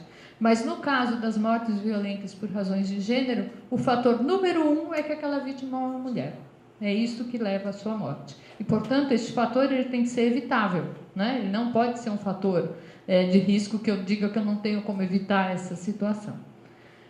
E ele é um fenômeno social. Ele não é reconhecido e não pode ser reconhecido como um fato isolado na vida das pessoas, né? Daquele casal, daquela jovem, de quem quer que seja, mas ele é um fenômeno social que se perpetua no tempo, se propaga no espaço, né? Porque ele conta com a tolerância da sociedade e do Estado. Então, essas são as 4 características principais que norteiam o nosso entendimento sobre o que são essas mortes e por que nós temos compromisso em combatê-las e devemos cobrar do Estado. Pode passar? Para nós, então, no nosso documento, nós trouxemos ao longo da nossa discussão, então, o que foi lá definido pela lei, né? A gente já vinha trabalhando com a violência doméstica e familiar, mas agregamos também, então, o que está lá, o texto da lei no nosso documento, mas continuamos trabalhando com uma concepção um pouco mais ampla do feminicídio. Para nós, por que são feminicídios no Brasil? Por que usamos essa nomenclatura? Porque queremos responsabilizar, queremos reforçar a responsabilidade da sociedade e do Estado na tolerância com essas mortes, né? Essas mortes não podem ser mais reconhecidas, não serão mais toleradas se forem reconhecidas como crimes passionais ou crimes de foro íntimo, em que a gente se acomoda muito bem nessa justificativa, né, de que aconteceu como um episódio na vida daquelas pessoas e que ninguém tem nada a ver com isso. Então, este argumento ele não será mais aceito. Reforça o compromisso em modificar a atuação do sistema de justiça e considera a impunidade como resultado de um processo de não reconhecimento da violência contra as mulheres como um crime, da violência baseada no gênero. E nós entendemos que a impunidade, quando falamos em impunidade, não estamos apenas dizendo puniu ou não puniu, condenou ou não condenou. Mas a gente está pensando na impunidade desde o processo inicial de reconhecer que aquela mulher sofreu uma violência baseada no gênero e que aquela violência, hoje, ela é passível de criminalização, porque ela conta com uma lei para isso, né? No caso das mortes. Já era antes com a Lei Maria da Penha. Pode passar, por favor? Quem são as vítimas para nós? Né? As mulheres que nós vamos considerar como vítimas nesse documento de diretrizes e para as quais a gente orienta toda a nossa recomendação. todas as mulheres. Qualquer mulher pode ser vítima de feminicídio. E quando eu digo qualquer mulher, aqui eu estou acentuando que não importa raça, etnia, geração, orientação sexual, religião ou qualquer outra diferença que a gente queira encontrar entre essas mulheres. O documento não enfrenta um problema que nós temos, atualíssimo, que é a questão das mulheres transgêneros, né? Transgênero. Nós não incorporamos o debate da identidade sexual. E foi um debate que nós tivemos no grupo, né? Que hora punha, hora, né? Decidimos que sim, hora que não. E no final nós optamos por não inserir este tema no documento, mas nós deixamos a porta aberta para que todas as diretrizes, como elas estão focadas em gênero, elas são perfeitamente adaptáveis também para se criar procedimentos para a investigação das mulheres transgênero. Por que nós não assumimos isso integralmente no documento? Porque nós entendemos que seria necessária também uma discussão sobre gênero, orientada para as discussões, né, para uma leitura sobre o que é a identidade sexual, o que é a expressão, identidade de gênero, o que é a expressão de um gênero, e precisaríamos dialogar um pouco mais também com os grupos LGBT e entender qual é a necessidade, né, e o que nós deveríamos trazer de uma maneira mais substantiva para o documento. Apenas assumir por assumir, né, e dizer estamos alinhados com esta causa, somos politicamente corretos e queremos que se aplique isto aqui para esse grupo, não nos pareceu a forma mais correta de fazer e contribuir para esse debate. Então, trazemos a perspectiva de gênero, toda a perspectiva ela é perfeitamente aplicável para a análise dos crimes contra a população LGBT, necessitará de adaptações, que poderá ser feito também por um grupo com a expertise necessária para isso, né? Esse grupo não tinha toda essa expertise necessária. Contextos. Trabalhamos, então, com a violência doméstica e familiar, mas temos uma preocupação especial com as mortes que ocorrem em outros contextos. E esses outros contextos, hoje, nós não temos nem condições de dizer muito bem quais são, né? Nós sabemos que existem as situações de tráfico de pessoas, em que as mulheres estão sendo muito envolvidas, são muito vítimas e podem estar morrendo aí também, e não sabemos quantas morrem, e não sabemos como evidenciar gênero nessas mortes, o que é específico, né, dessas mortes no caso das mulheres. Temos os casos de exploração sexual e temos um contexto muito particular que nós ainda não estudamos na perspectiva de gênero, e principalmente na violência, que é o contexto do tráfico de drogas, né? Nós falamos muito de violência nas áreas de conflito, mas nós temos áreas de conflito aqui que são dominadas pelo tráfico de drogas. As mulheres nessas áreas participam cada vez mais ativamente, né, do mercado da droga, na sua administração, como consumidoras, mas participam também, infelizmente, como vítimas, né, porque sofrem violência, porque a violência é praticada contra elas para atingir o grupo rival, e elas são também usadas como objeto sexual e depois são descartadas. Então, existem uma série de situações que nós intuímos, né, que sabemos que existem outros contextos, intuímos que isto possa estar ocorrendo também nas regiões tomadas pelo tráfico de drogas no Brasil, mas nunca estudamos isso, então não temos condição ainda de visibilizar. Mas temos a preocupação que, pelo menos através de uma investigação e de um processo, nós consigamos trazer alguns elementos para aí constituir um campo de pesquisa também nessa área, né? E, enfim, é a violência que ocorra em qualquer espaço, né? Responsáveis pela violência. Quem pode praticar uma morte violenta com razão de gênero? Qualquer pessoa, seja um homem ou seja uma mulher, né? E aí a gente se apoia também na Lei Maria da Penha, que qualquer homem ou mulher pode cometer uma violência doméstica e familiar contra a mulher. No feminicídio é a mesma coisa. Não é só a violência praticada por um homem contra uma mulher, muito menos a violência praticada apenas por um parceiro íntimo contra a sua companheira, né? Não depende de ser conhecido, pode ser uma pessoa desconhecida, pode ser um indivíduo ou pode ser um grupo. Pode ser um grupo organizado ou não organizado, né? Se a gente pensar lá no caso de Castelo, lá do Piauí, em que as meninas foram torturadas e mortas, foi um grupo que cometeu, mas não era um grupo organizado, né? Foi um grupo de jovens que se reuniu para a prática daquele crime. Então, qualquer pessoa, indivíduo ou grupo. Fatores de vulnerabilidade, eu já falei um pouco sobre eles. As características da vítima agregam aí alguns fatores de vulnerabilidade para que ela sofra violência ou características do contexto. Pode passar, por favor. O que nós queremos com as diretrizes? Nós queremos modificar o olhar do profissional sobre o crime, modificar práticas para contemplar a perspectiva de gênero e aprimorar as respostas institucionais para combater a impunidade nesses crimes. Pode passar, por favor? Como é que nós vamos modificar olhares e práticas?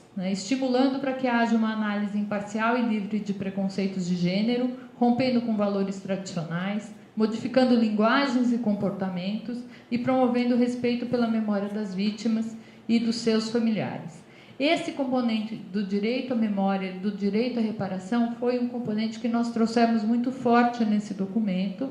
Ele está lá proposto no modelo de protocolo, mas nós desenvolvemos aqui porque consideramos que era uma boa oportunidade também de a gente começar a trabalhar, né, um tema que nós não trabalhamos para vítimas em geral, né, de crimes comuns, e muito menos para os crimes praticados contra as mulheres, né? Então, justamente o capítulo que foi elaborado para a Defensoria Pública, né, quem vai poder atuar melhor na reparação, é um capítulo dedicado a este tema aqui. Aprimorando respostas, o documento, o modelo de protocolo e as diretrizes, eles não se propõem em nenhum momento a criar instrumentos novos para os profissionais trabalharem, né? O que nós queremos é que esse documento agora ele vai ter que ser implementado pelos estados, né? Ele é um documento que traz diretrizes nacionais.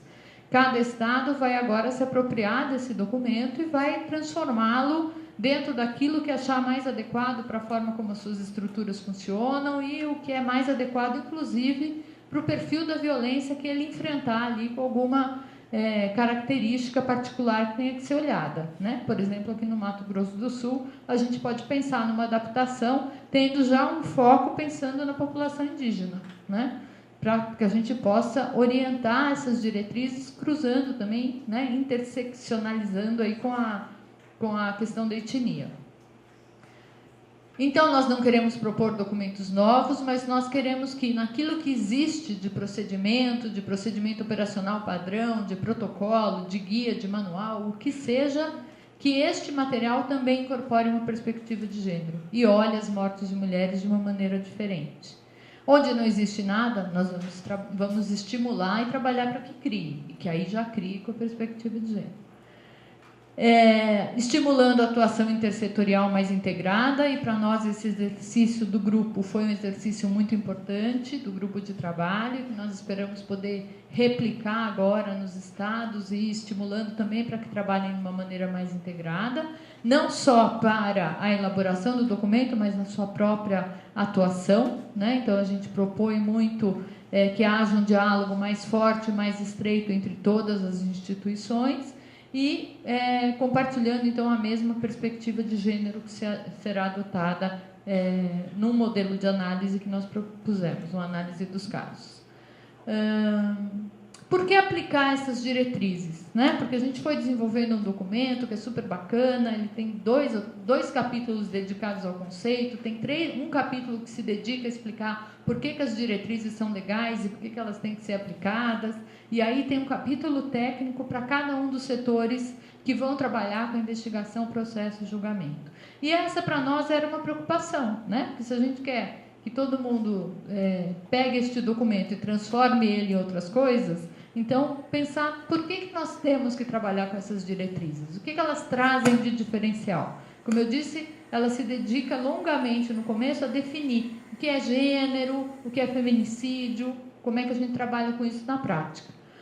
Mas por que a gente tem que aplicar essas diretrizes? Primeiro, porque a violência baseada no gênero ela é uma violação de direitos humanos e ela está reconhecida assim na legislação nacional, na Lei Maria da Penha, né? Foi onde textualmente se disse.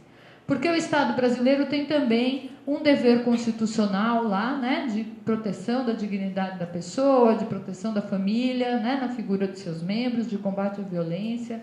Então, é um compromisso que o Brasil já tem.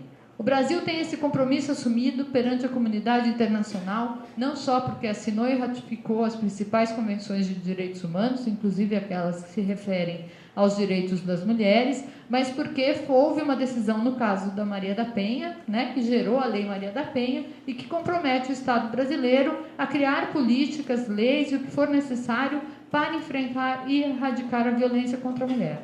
E porque ao ter esta decisão aqui, o Estado se comprometer com esta decisão e dizer que iria cumpri-la, né, e cumpriu com a Lei Maria da Penha, ele passou a ter também o dever de devida diligência para tratar a violência contra a mulher como a forma mais grave também de discriminação contra as mulheres, e ele deve, então, ele passa a ter o dever de prevenir, investigar e sancionar e garantir a reparação justa e eficaz para os casos de violência contra as mulheres, né? Então, as diretrizes, elas são orientadas por esses princípios aqui. Quando aplicar as diretrizes?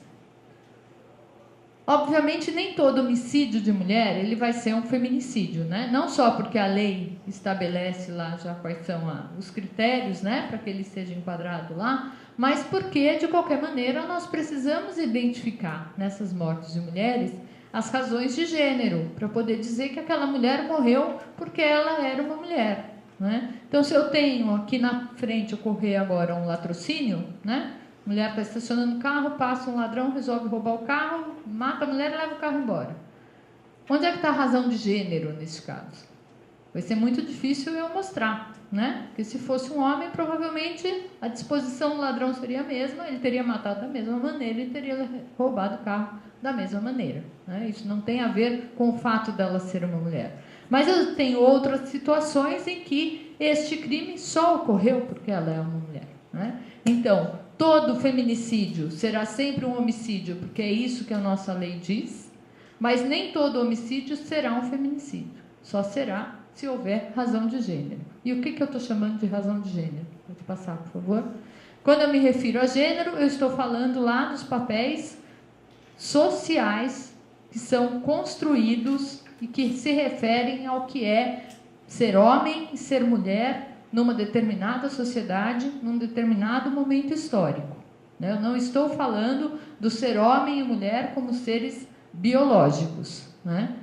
Como construção social, então, eu vou dizer como é que essas pessoas são, o que elas podem fazer, como elas devem se comportar, quais são os seus hábitos, atitudes, quais são os seus valores, né? E o que eu associo, então, ao masculino e ao feminino. O gênero como categoria também, como conceito, né? Então, ele é uma construção que é histórica, ela varia no tempo, né?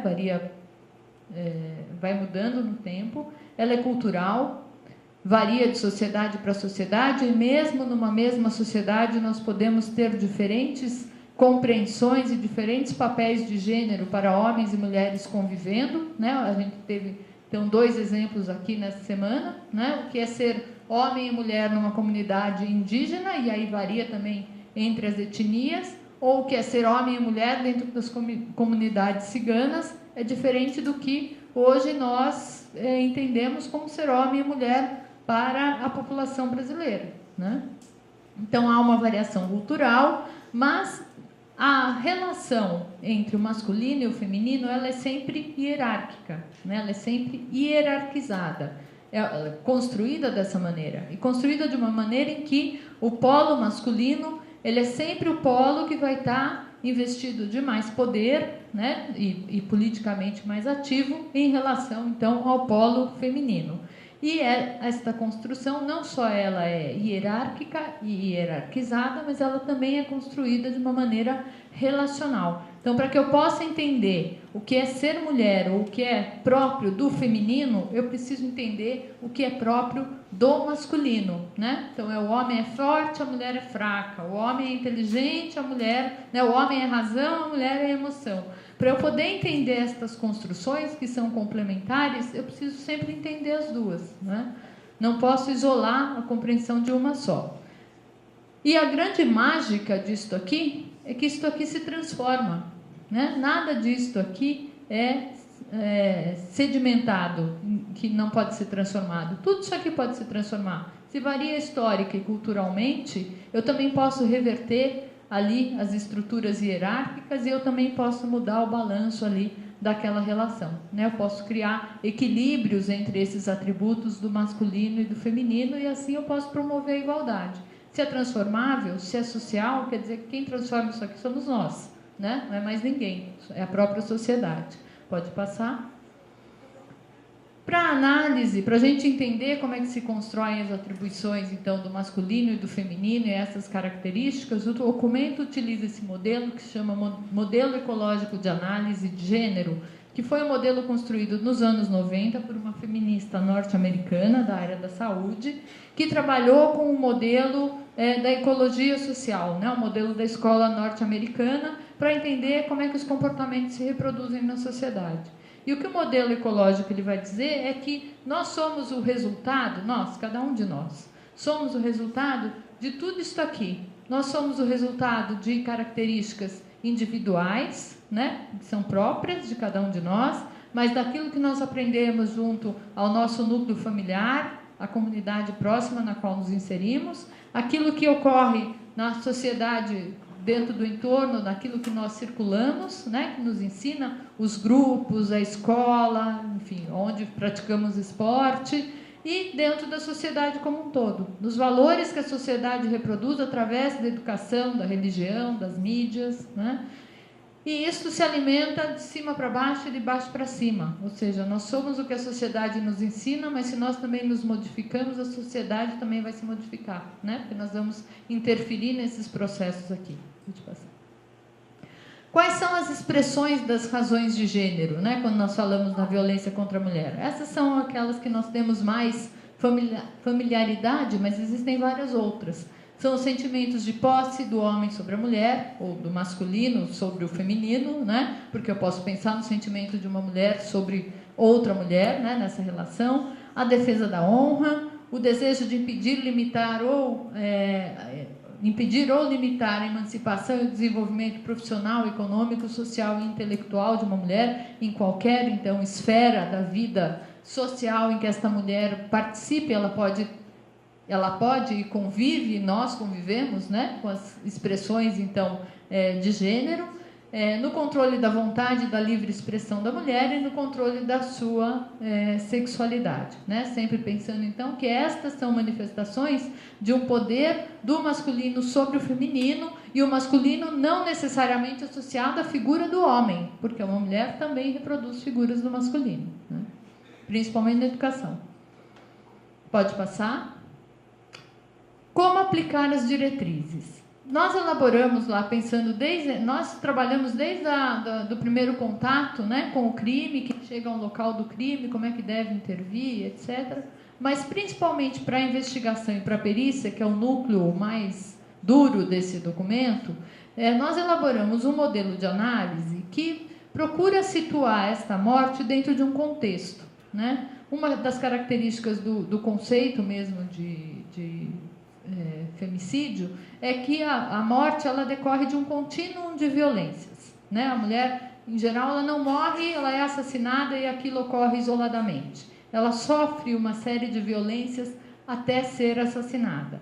Nós reformulamos um pouquinho esse conceito para pensar não só um contínuo de violência, como a violência física, mas um contínuo de violações de direitos, né? Então, esta mulher ela pode sofrer como a morte, como um episódio único de violência física na sua vida, digamos, né? As meninas lá de Castelo do Piauí, que foram barbarizadas e assassinadas. Elas não sofreram um ciclo de violência anterior pelas mãos daqueles agressores, né? Não sabemos se na comunidade, mas sabemos que era uma comunidade que tinha suas deficiências. Então, provavelmente, essas meninas viviam num quadro anterior de vulneração de direitos, né? De acesso à informação, de acesso à segurança, de acesso à saúde, enfim.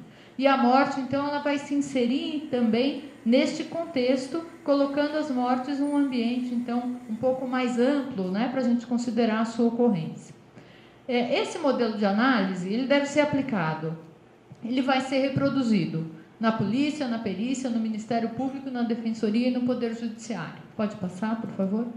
E ele se baseia, na verdade, num conjunto de perguntas que agora terão que ser, na adaptação do documento, elas terão que ser devidamente apropriadas e transformadas em instrumentos mais úteis, mais práticos, que se dedicam então a saber circunstâncias do tempo, modo e lugar em que este crime ocorreu, identificação e características dos agressores, informações sobre as vítimas e o histórico de ocorrência e os danos que foram ocasionados e a proteção para a vítima direta, porque nós estamos falando também do homicídio tentado, né, do feminicídio tentado, das testemunhas e familiares, e aqueles familiares diretos, dependentes, são tratados como vítimas indiretas, inclusive para a proteção do que está previsto na Lei Maria da Penha, né, e na reparação dos direitos e o direito à memória também, né.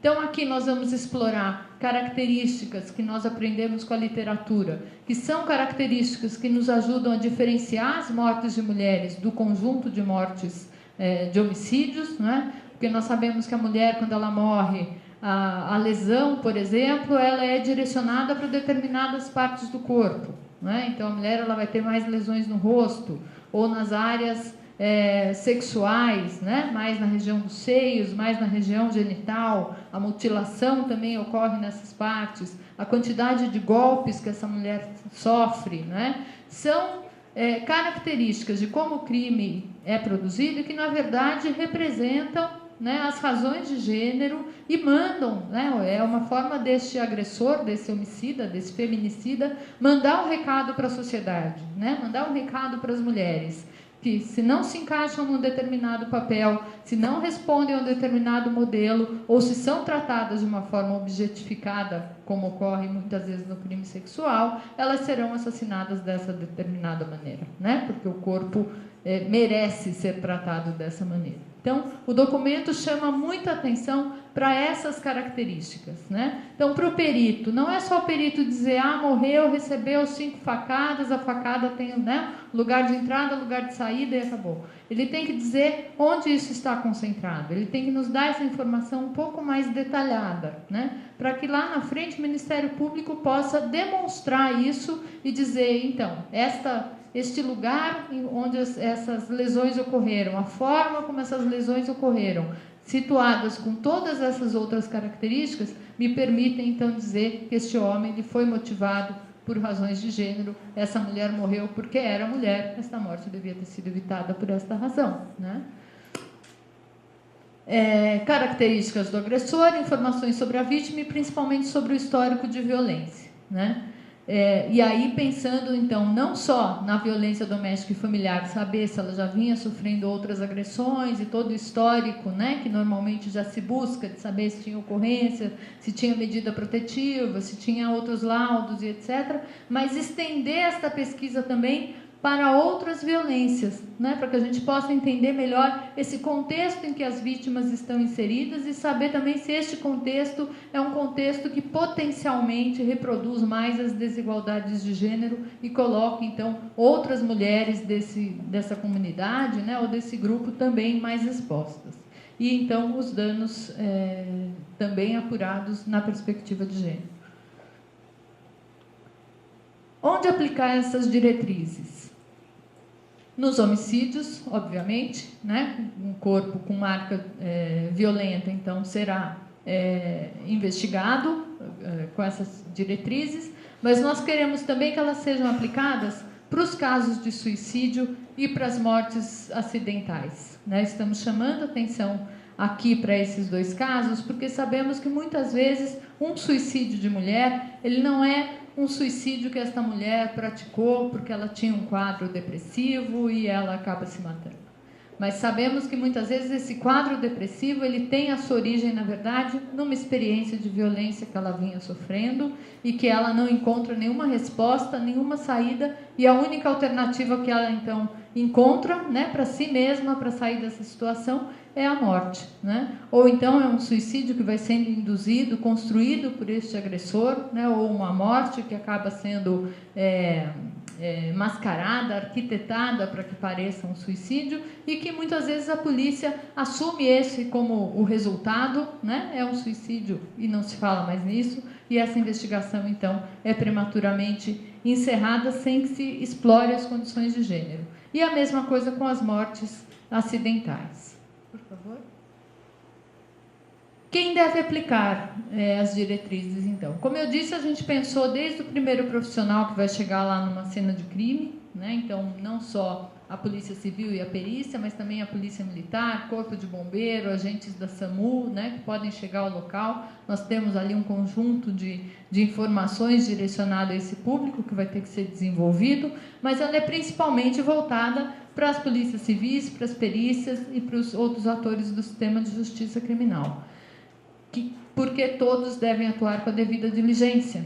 Né? Este dever é um dever de todos, não é um dever só da polícia, ou só do Ministério Público, ou só do Poder Judiciário. E essas diretrizes, elas devem ser aplicadas a qualquer tempo que qualquer uma dessas autoridades, seja a autoridade policial, seja o Ministério Público, tenha, ou o Poder Judiciário, tenha conhecimento da morte de uma mulher, e que esta morte tenha sinais de ter ocorrido de forma violenta. Né? Então, o que nós temos estimulado muito é que a autoridade policial ela vai assumir a perspectiva de gênero desde o primeiro momento, vai fazer essa investigação, mas o Ministério Público também, a partir do momento em que ele toma conhecimento de que houve uma morte, foi instaurado um procedimento policial, seja durante um pedido de diligência, dilação, seja enviado ao Ministério Público, seja porque já recebe um auto de prisão em flagrante, ou seja, qualquer outro procedimento que a polícia esteja adotando e que demande uma intervenção aí do Ministério Público, é dever também do Ministério Público já assumir uma perspectiva de gênero e examinar este caso para verificar se na polícia e na perícia estão respondendo às questões lá que foram formuladas no nosso modelo de análise, né? Assim, nós vamos construir desde o início uma prova mais sólida, né, uma prova mais consistente que vai permitir toda a demonstração, então, deste crime ao longo do processo, chegando até lá o final, né, que é a grande diferença que nós temos que trabalhar aqui no Brasil em relação aos outros países da América Latina, que é sustentar esta tese, né, e esta qualificadora do feminicídio perante lá o plenário do júri e convencer a sociedade de que esta mulher morreu porque ela era mulher. Né? Muito obrigada. Estas são as diretrizes. Como eu disse, o documento está sendo finalizado, logo será lançado e ganhará aí a publicidade. E nós vamos, além de fazer então as diretrizes, implementar agora em 3 estados, inicialmente, e depois expandir para outros estados brasileiros. Obrigada.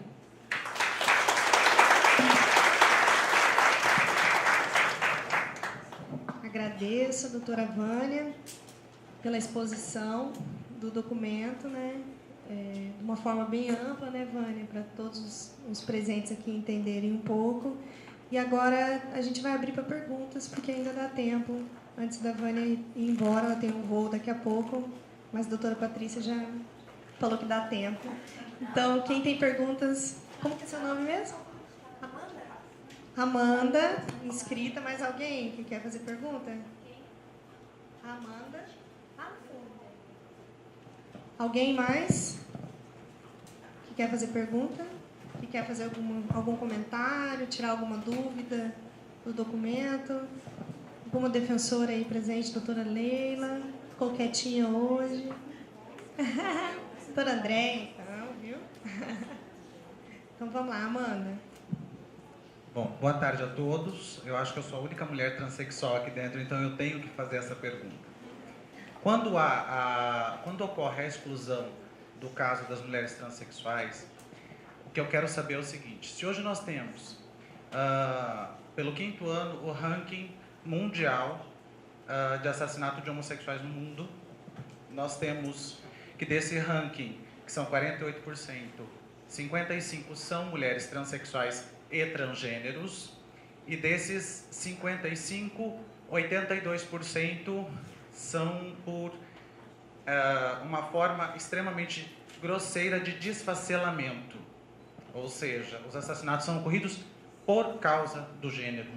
Então, o porquê da não inclusão não seria a mesma coisa que tratar com a mesma, digamos assim, o mesmo desdém que o Estado já trata e que a própria categoria LGBT já trata, porque nós somos o T que nem existe no LGBT? Amanda, como eu disse aqui, em nenhum momento a gente quis desconsiderar esse crime nem a gravidade que ele tem, né? Muito pelo contrário. Eu acho que a postura que a gente adotou acabou sendo uma postura, talvez cautelosa até demais, né? Mas nós tivemos realmente uma preocupação de não importar para dentro do documento um tema que nós não tínhamos, de fato, conhecimento como aquele grupo, tá? Inclusive eu como a coordenadora e quem elaborou toda a parte conceitual, né? Não tinha o conhecimento suficiente para garantir que nós estávamos refletindo dentro do documento as características e a gravidade que este tipo de crime possui também, como a sua especificidade. Só um momentinho. Como a sua especificidade. No entanto, o documento ele não fecha a porta. E como agora ele vai ser implementado, eu acho que esse é um tema para ser levado na implementação, né? Porque aí sim, como agora ele se transforma, né, de um documento que sai de uma matriz conceitual mais ampla para uma ferramenta mais útil e para ser aplicada à realidade local, eu acho que aí nós temos chance sim de fazer uma negociação local muito mais rica e produtiva para inserir esse tema e dialogando mais com os grupos que podem nos dizer quais são as características que nós não podemos de maneira nenhuma deixar, seja com relação ao perfil da vítima, seja inclusive com relação à forma como o crime é praticado, né? Para que a gente possa assegurar no documento, de fato, algo fiel e que nos ajude a enfrentar esta violência. Eu não quero, por favor, né, que pareça em nenhum momento que nós, nem nós, grupo, e muito menos ONU, não se preocupou com esta violação que nós reconhecemos como uma gravíssima violação de direitos humanos.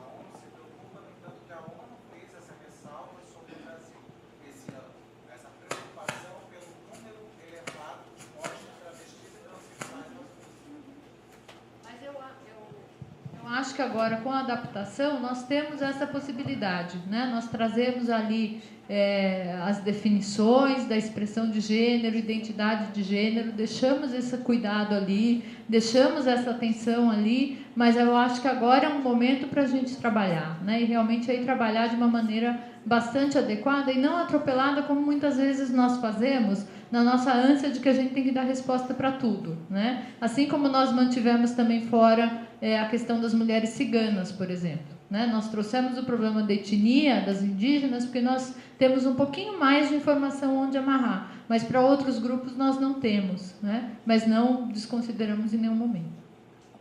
Acho que a grande perda, né, de tudo isso não é só do protocolo, mas foi na própria lei do feminicídio, né, Vânia? Que não constou as questões, né, Amanda, da relação de gênero, que a gente fala que foi a canetada evangélica para passar, né, as duras penas, mas senão não teria passado e a gente não teria a lei. Então também é uma construção que a gente pode se fazer jurisprudencialmente, doutrinariamente, né, para tentar, né, vai ser muito difícil colocar lá, porque colocou pelo fato de ser mulher, né, mas é um sexo feminino, que é pior ainda, porque é bem restrito, né. Doutora Andréia, defensora de Jardim, nossa conselheira, recém-possada. Boa tarde, professora Vânia.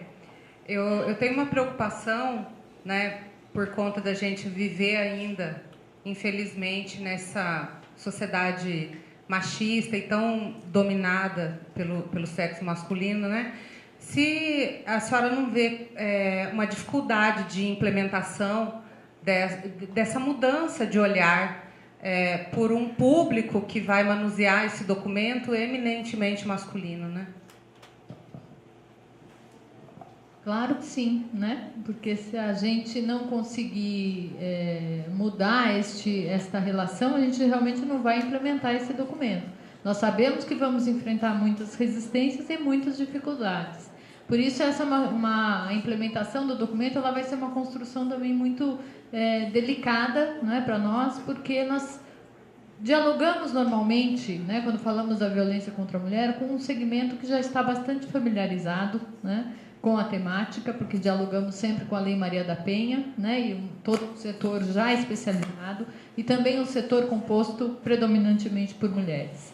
E agora a gente está indo para um outro segmento, né? A gente está indo para um segmento que é o que trabalha com homicídios, com os tribunais do júri, com os quais nós que trabalhamos com a violência contra a mulher, né, e mesmo quem trabalha com a pesquisa nessa área, não tem tanta familiaridade, não tem tanta entrada, né, não tem tanta proximidade, e nós vemos que já existe um desafio até para implementar a lei nesses setores, né, a Lei Maria da Penha nesses setores, né, porque os tribunais do júri desconhecem a Lei Maria da Penha. Então, nós vamos ter que fazer um trabalho aí de aproximação muito cuidadoso, né, para saber como é que nós conseguimos entrar nesses espaços, chegar a esses operadores, a esses atores e trabalhar esta construção com eles da forma que for mais adequada em cada instituição, em cada estado, enfim, né? Há um longo processo pela frente, né? Para nós construir, fazer a adaptação do documento foi um desafio, trabalhar com um grupo intersetorial foi um desafio que nós nos colocamos e que foi bem sucedido, mas eu acho que esses desafios que nós enfrentamos até aqui, eles não foram nada. O desafio começa agora, né? Porque nós não queremos que esse documento ele fique nas mesas e estantes. Nós queremos que ele, de fato, se transforme em alguma coisa útil e aplicável, né? Então, nós vamos começar agora a construir isso, estamos selecionando os estados com os quais vamos trabalhar. Isso, a gente vai construir isso com as parceiras, com a Senasp e com a SPM, né, que são as nossas parceiras desde sempre nesse projeto. Isso vai ser construído junto com as instituições, né? Então, não é trabalhar só com a Delegacia da Mulher, mas nós temos que trabalhar com a Segurança Pública, né? Não é só com o NUDEM, mas é com a Defensoria Pública. Então, nós vamos ter que chegar aí a algumas figuras, né, que estão um pouquinho mais longe, né, para nós, quando a gente fala das políticas para as mulheres, com os governos dos estados também, né, porque a gestora de política nos estados também tem que ter um papel na implementação dessas diretrizes. E vamos começar esse processo e vamos documentar, né, a nossa ideia, por isso começamos com 3 estados. Nós queremos fazer a adaptação e acompanhar a adaptação, dando não só o suporte político, com a SPM, com a Senasp, mas também o suporte técnico com a ONU Mulheres e documentar esse processo com todos os desafios que a gente vai ter, mas também com todos os avanços que a gente acredita que vai conseguir e documentar isso para poder usar também para outros estados brasileiros e na cooperação Sul-Sul que a gente tem, né, com outros países.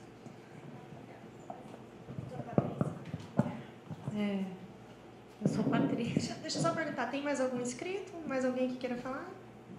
Luciana? Obrigada. Nós temos essa preocupação também, que a Amanda falou aí, deste segmento em específico, LGBTI, porque até havíamos tentado pautar nesta semana um dia específico sobre a aplicação da Lei Maria da Penha para o movimento, porque isso tem nos angustiado já há um certo tempo e não foi possível. Entramos em contato até com a assessoria do deputado Jean Willis para que um dos dias ele pudesse vir aqui à Escola Superior da Defensoria Pública para que nós debatêssemos não especificamente o feminicídio, mas a aplicação da Lei Maria da Penha em relação ao segmento.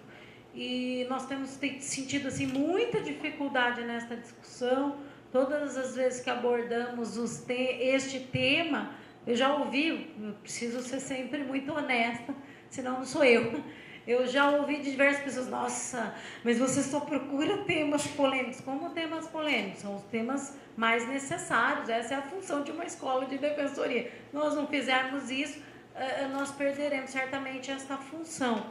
E nós temos uma outra data prevista para a Lei Maria da Penha agora no 2º semestre. Estamos tentando um novo contato, porque exatamente nessa semana que foi fechada a data em janeiro deste ano, já não existia a data em relação específica ao deputado para que ele pudesse vir. Mas nós estamos trabalhando para isso, porque é uma coisa que tem nos afligido muito e talvez seja um caminho para uma construção jurisprudencial, se não da ampliação do tipo do feminicídio, porque na verdade não tem essa possibilidade penalmente, né, sendo um tipo fechado, mas para uma aplicação mais extensiva e mais inclusiva da Lei Maria da Penha, porque isso é possível sim. Agora, também não teria por que não dizer isso. Nós encontramos, inclusive, muita dificuldade com a própria magistratura quando nós vamos debater estes temas, porque é difícil convencê-los que a lei também privilegia, não, mas protege este segmento. Só queria falar para a Amanda que já há muito tempo a gente está partilhando essa angústia e vamos efetivar esta angústia numa capacitação específica da Escola Superior da Defensoria Pública. Tá? Obrigada. Só antes acho que a Luciana vai falar, né? Eu só queria fazer um comentário aqui. Porque as diretrizes, embora a gente diga que é para aplicar a lei do feminicídio, não só, né? Porque a gente quer que todo crime seja investigado com a perspectiva de gênero. Aquilo que não se encaixar na lei de feminicídio deve ser investigado com a devida diligência da mesma maneira, né? Então isso se aplicaria também a esses casos, né? Que não se encaixam na lei de feminicídio, mas se analisados com a perspectiva de gênero, o promotor, enfim, né, vão poder argumentar, né, na hora de qualificar este homicídio também, que houve ali uma razão de gênero, né, e evidenciar isto. Doutora, só assim uma ressalva maior aí, desculpem até porque eu também estou tempo, mas é porque bate diretamente na minha questão de gênero. Aqui, inclusive, nós não temos o reconhecimento, e nos foi dito em uma audiência ampliada, que não há sequer um caso de transfobia ou homofobia ou algum assassinato ocasionado por essas questões no Mato Grosso do Sul até hoje registrado. Só lembrando, isso nós ouvimos, eu e a doutora Meire, estava presente também, nós nos retiramos da sala. Não tem então por que estar aqui. E só fazendo uma ressalva sobre a Lei Maria da Penha, foram 2 casos já aplicados aqui no Mato Grosso do Sul, na questão de gênero. Foi abarcado porque ela, quando ela passou, ela teve a ressalva do reconhecimento homoafetivo pela primeira vez, do casal homoafetivo feminino, e passou com as questões de gênero. Então nós tivemos aqui um juiz, que eu acho que ele subiu para o tribunal, que ele aplicou 2 vezes a sanção da Maria da Penha com relação a travestis transexuais. Amanda, só para te esclarecer, na Defensoria Pública a gente tem um enunciado do CONDEG, né, que é a comissão que cuida do direito das mulheres, onde a gente atende as pessoas que assim se apresentam como mulheres, independente da documentação, de ter nome social ou não. Então, ela vai chegar no nosso núcleo, na Defensoria ou na Casa Mulher Brasileira, e ela vai ser atendida, e também é esse o trabalho que a DEAN tem feito lá. Se a pessoa se apresenta como mulher, né, e ela é assim atendida, dá o nome, se identifica, né, dá o nome social, se tem um nome social já regularizado ou não, ou senão também... Eu me identifiquei, é que eu sou da CEDAST, eu sou do Centro de... Você trabalha lá na Casa da Mulher? Não? Eu sou do Centro de Referência de Direitos Humanos e Combate à Homofobia. Eu não me identifiquei. Então, essas diretrizes que nós estamos aplicando no Estado, inclusive foram coisas que nós já trabalhamos enquanto Centro de Referência, porque o governo federal não tinha dado essa determinação. Nós conseguimos inserir a questão de mulheres travestis transexuais. Mas pela Lei Maria da Penha, a aplicação e o registro de ocorrência, né, doutora Molina? Já houve casos aqui sim, né? Apesar de não constar aí nas estatísticas, a gente já atendeu. Agora a próxima inscrita é a doutora Luciana, depois a doutora Thaís e a doutora Molina. Mais alguém, gente, que queira se inscrever? Eu só queria agradecer a minha participação na elaboração desse protocolo, o convite, e agradecer a Vânia por estar mais uma vez aqui no Mato Grosso do Sul passando seu conhecimento. E dizer que essas diretrizes, como a Vânia já falou, vão servir não só para investigar as mortes violentas de mulheres por questões de gênero, mas em todo o homicídio, porque as diretrizes principais são para a parte da perícia, para a parte da investigação, que eu reputo ser o mais importante, quando é bem investigado lá no início, quando a perícia é bem feita. Qualquer homicídio é fácil para o promotor denunciar e para o promotor conseguir uma condenação, desde que haja lá no início todo esse aparato, a gente sabe que precisa de estrutura, mas também de informação de como se fazer uma perícia no local do crime, como se investigar esses tipos de crime com essa visão de gênero. Pode ser aplicado para todos os casos de morte violenta de mulheres. A única coisa que na questão da violência de gênero, o promotor vai verificar se dá ou não para enquadrar no feminicídio. Se não der para enquadrar no feminicídio, tem as demais qualificadoras. E em relação aos crimes praticados contra transexuais, travestis, transgêneros, também pode ser aplicado, todas as diretrizes podem ser aplicadas. Desde a parte da perícia, desde a parte do local de crime, a parte de investigação, a parte do Ministério Público. A única coisa que talvez o promotor não consiga, por conta de como ficou o tipo penal, incluir como feminicídio. Mas vai conseguir, se forem utilizadas todas as diretrizes do protocolo, ter mais elementos para fazer uma acusação, uma denúncia com base em provas melhores e uma acusação mais correta, uma acusação que tenha mais elementos para condenação. Então, é uma intenção da diretriz, sim, apesar de não constar, vai se aplicar para todos os tipos de crime, de que não seja só para os crimes de violência contra a mulher, mas em todos, essa qualificação que vai ser feita no país inteiro em relação a essas diretrizes vai servir para os demais crimes, sim. Muito obrigada. Doutora Thaís.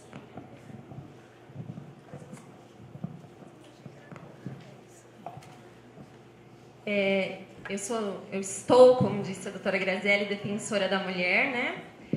E eu fico pensando que o feminicídio e a aplicação do protocolo na investigação e no processo vai gerar, e aí eu falo dentro da nossa instituição, da defensoria mesmo, um verdadeiro debate, agora de verdade, levando em consideração a perspectiva de gênero. Por quê? Porque, como eu disse, eu estou defensora do júri, mas eu fui defensora do réu há 8 anos, né? Então, eu acredito que eu, assim como vários outros colegas que já atuaram no júri, quantas vezes, né, não é utilizado como tese de defesa num caso de feminicídio, justificativas para aquela morte, como a traição, né? Então, e como é que vai, né? Então, isso vai gerar dentro da nossa instituição uma polêmica muito grande. Isso vai poder continuar existindo entre os defensores do réu, né? Então, acho que isso vai gerar de verdade um debate que ainda está só no comecinho, né, Patrícia?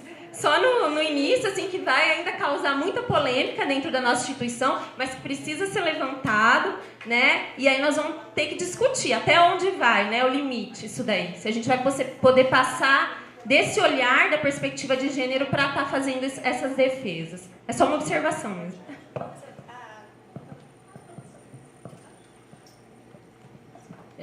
Uma das defensoras que trabalhou conosco no documento, né, a outra defensora que trabalhou com a doutora Graziele, é justamente uma defensora do júri, né? Então, ela é uma defensora do réu.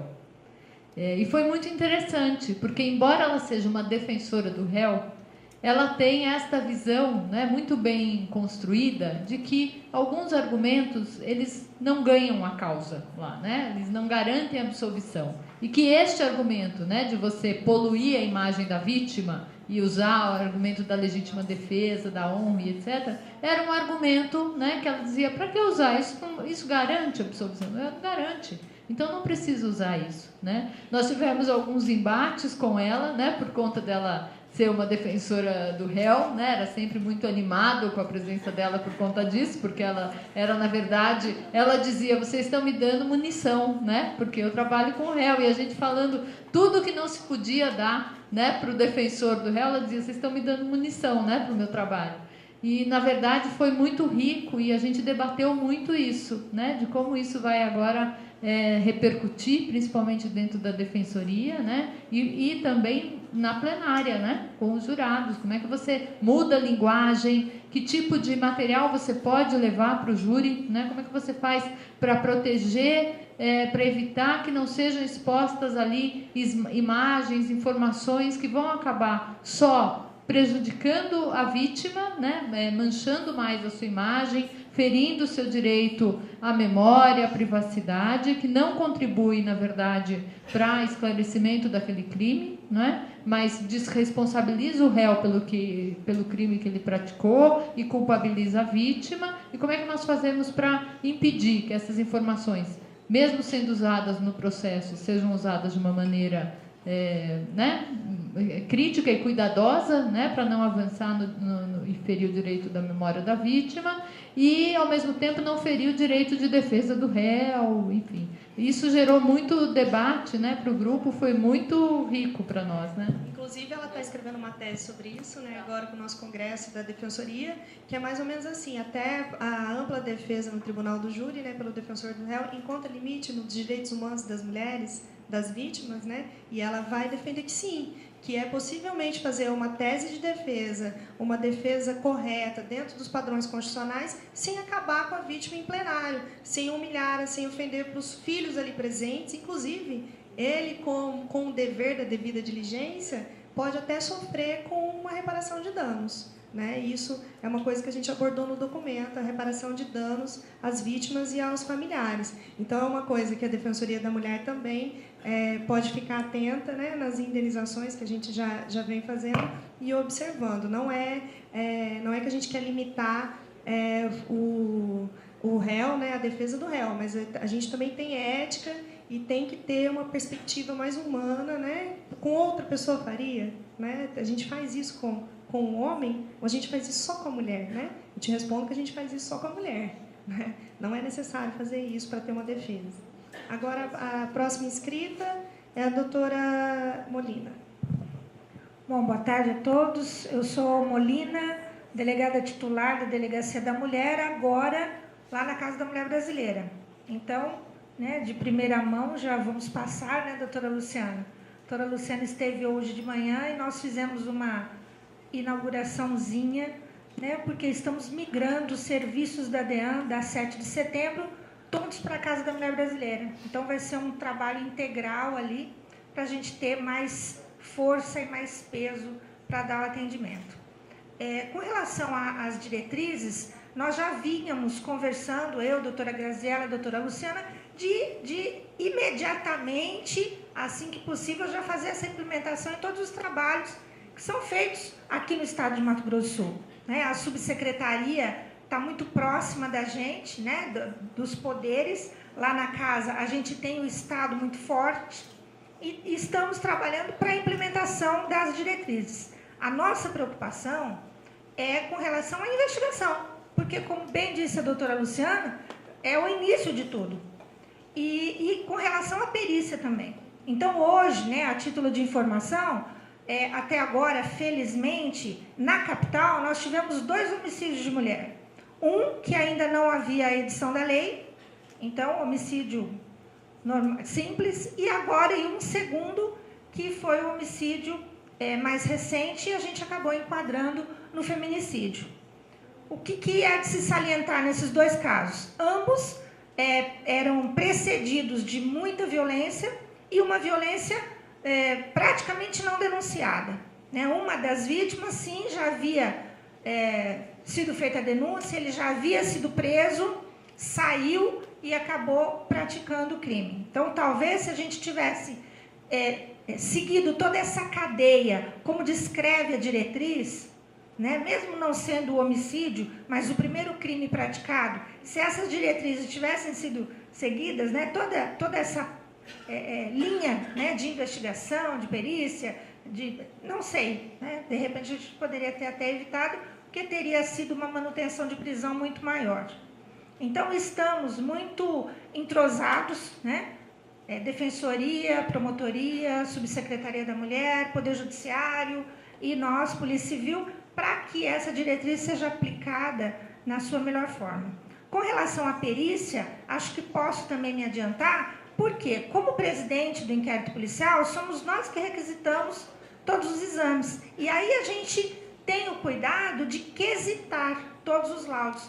Então, a gente também faz esse direcionamento baseado na diretriz.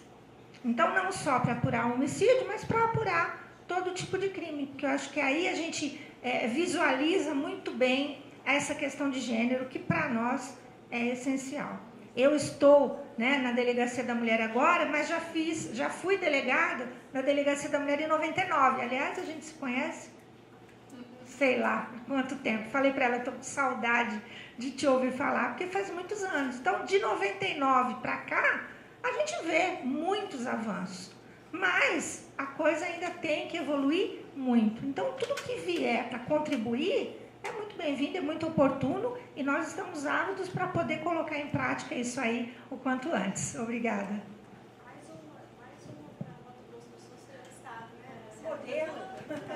Tem 2 lobistas aqui pelo Mato Grosso do Sul, que são 3 agora. A gente acredita mesmo que as diretrizes elas podem ser aplicadas de uma maneira mais ampla, né? Elas são pensadas para o feminicídio, mas a gente está tratando de toda forma de violência ali, né? Porque a gente quer que olhe toda forma de violência. E a gente quer que seja aplicada para o feminicídio de uma maneira preventiva, na verdade, né? Não só depois que a morte ocorreu, né? A gente quer evitar que ela ocorra, né? Então, eu acho que quanto mais a gente puder incorporar, e se a gente puder incorporar também pelo menos parte das diretrizes na aplicação da Lei Maria da Penha, que também ainda encontra, né, muita dificuldade pelo restante do país, né? Quando a gente sai das capitais, principalmente, a gente vê como ainda é difícil aplicar a lei. Eu acho que a gente vai ter um ganho e é uma maior, né, relevância que a gente dá para esse documento.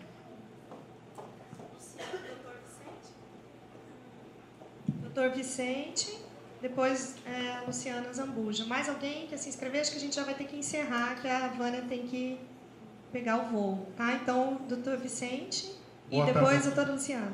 Boa tarde a todos. Eu sou defensor já aposentado, mas sempre estou participando dos movimentos dessa escola. E esse processo que a Defensoria Pública tem é sempre uma luta. Esse dia estava vendo um religioso desancando a deputada Maria do Rosário e o Willis num programa religioso. E difícil você progredir quando nós temos uma bancada evangélica muito ampla e um Bolsonaro sempre contra, né? Então, eu acho que a Constituição deve ser lida dia e noite como nós lemos a Bíblia para os cristãos. E a Constituição deve ser explorada e expandida. A Constituição sempre é expansiva, não restritiva. E esse processo que a Defensoria faz, exatamente a ampliação da visão da proteção do ser humano. E eu não sei, doutora, em espanhol exatamente existe, chama-se violência de gênero.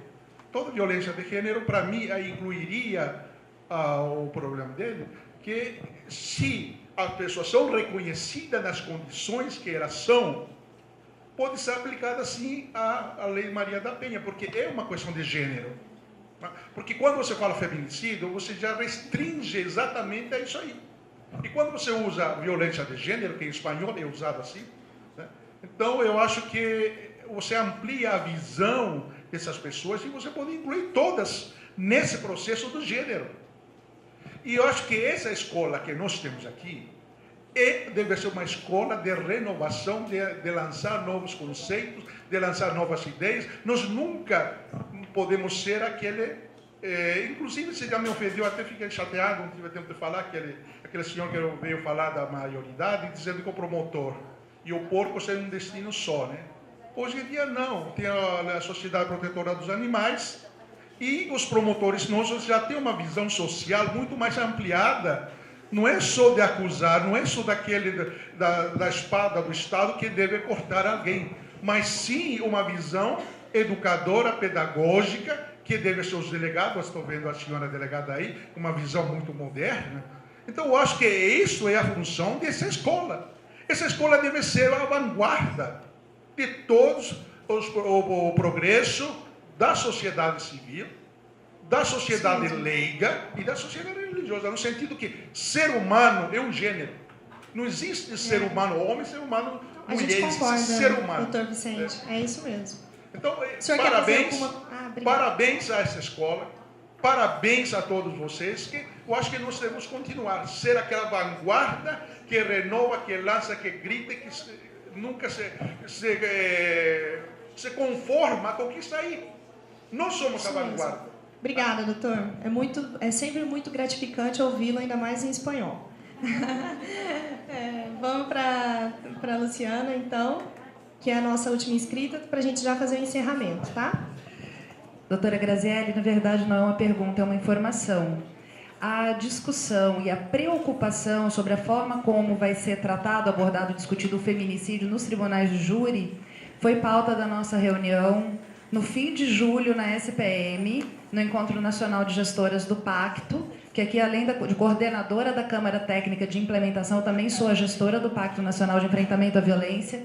E nós vamos, na reunião da Câmara Técnica, que temos Defensoria Pública, Ministério Público, Tribunal de Justiça, Sejusp, Delegacia, todos os órgãos, vamos fazer uma reestruturação da Câmara Técnica, isso será feito em todos os estados, foi uma recomendação da SPM, para que ela, de fato, exerça o papel de espaço político e articulador da política deliberativa dos estados, e uma das recomendações que nos foi feita foi que fizesse essa gestão com operadores de direito que atuam nos tribunais do júri. Tá, isso já foi passado ao Tribunal de Justiça. O fato de eu ser advogada e atuado muitos anos facilitou, porque eu conheço muitos dos juízes que atuam, dos promotores, dos defensores, e isso será feito, trabalhado no futuro também em conjunto com a OAB, que a gente faça essa parceria do Tribunal de Justiça, da Coordenadoria de Enfrentamento à Violência contra a Mulher e com a OAB, para que a gente tenha todos os operadores do direito cientes da tipificação do feminicídio e que de fato o apliquem. Então era só uma informação. Em setembro nós temos essa discussão, doutora Grazi.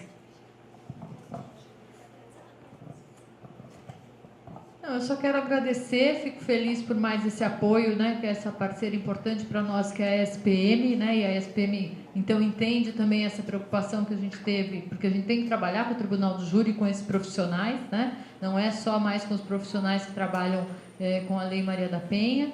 E esse reforço para nós também vai ser muito importante, né? Então, só mais uma vez, então, reconhecer a importância da parceria com a SPM, o apoio todo que a gente tem da Senasp, e agradecer mais uma vez a oportunidade de estar aqui com vocês. E quem sabe a gente volta para implementar as diretrizes. Obrigada, viu?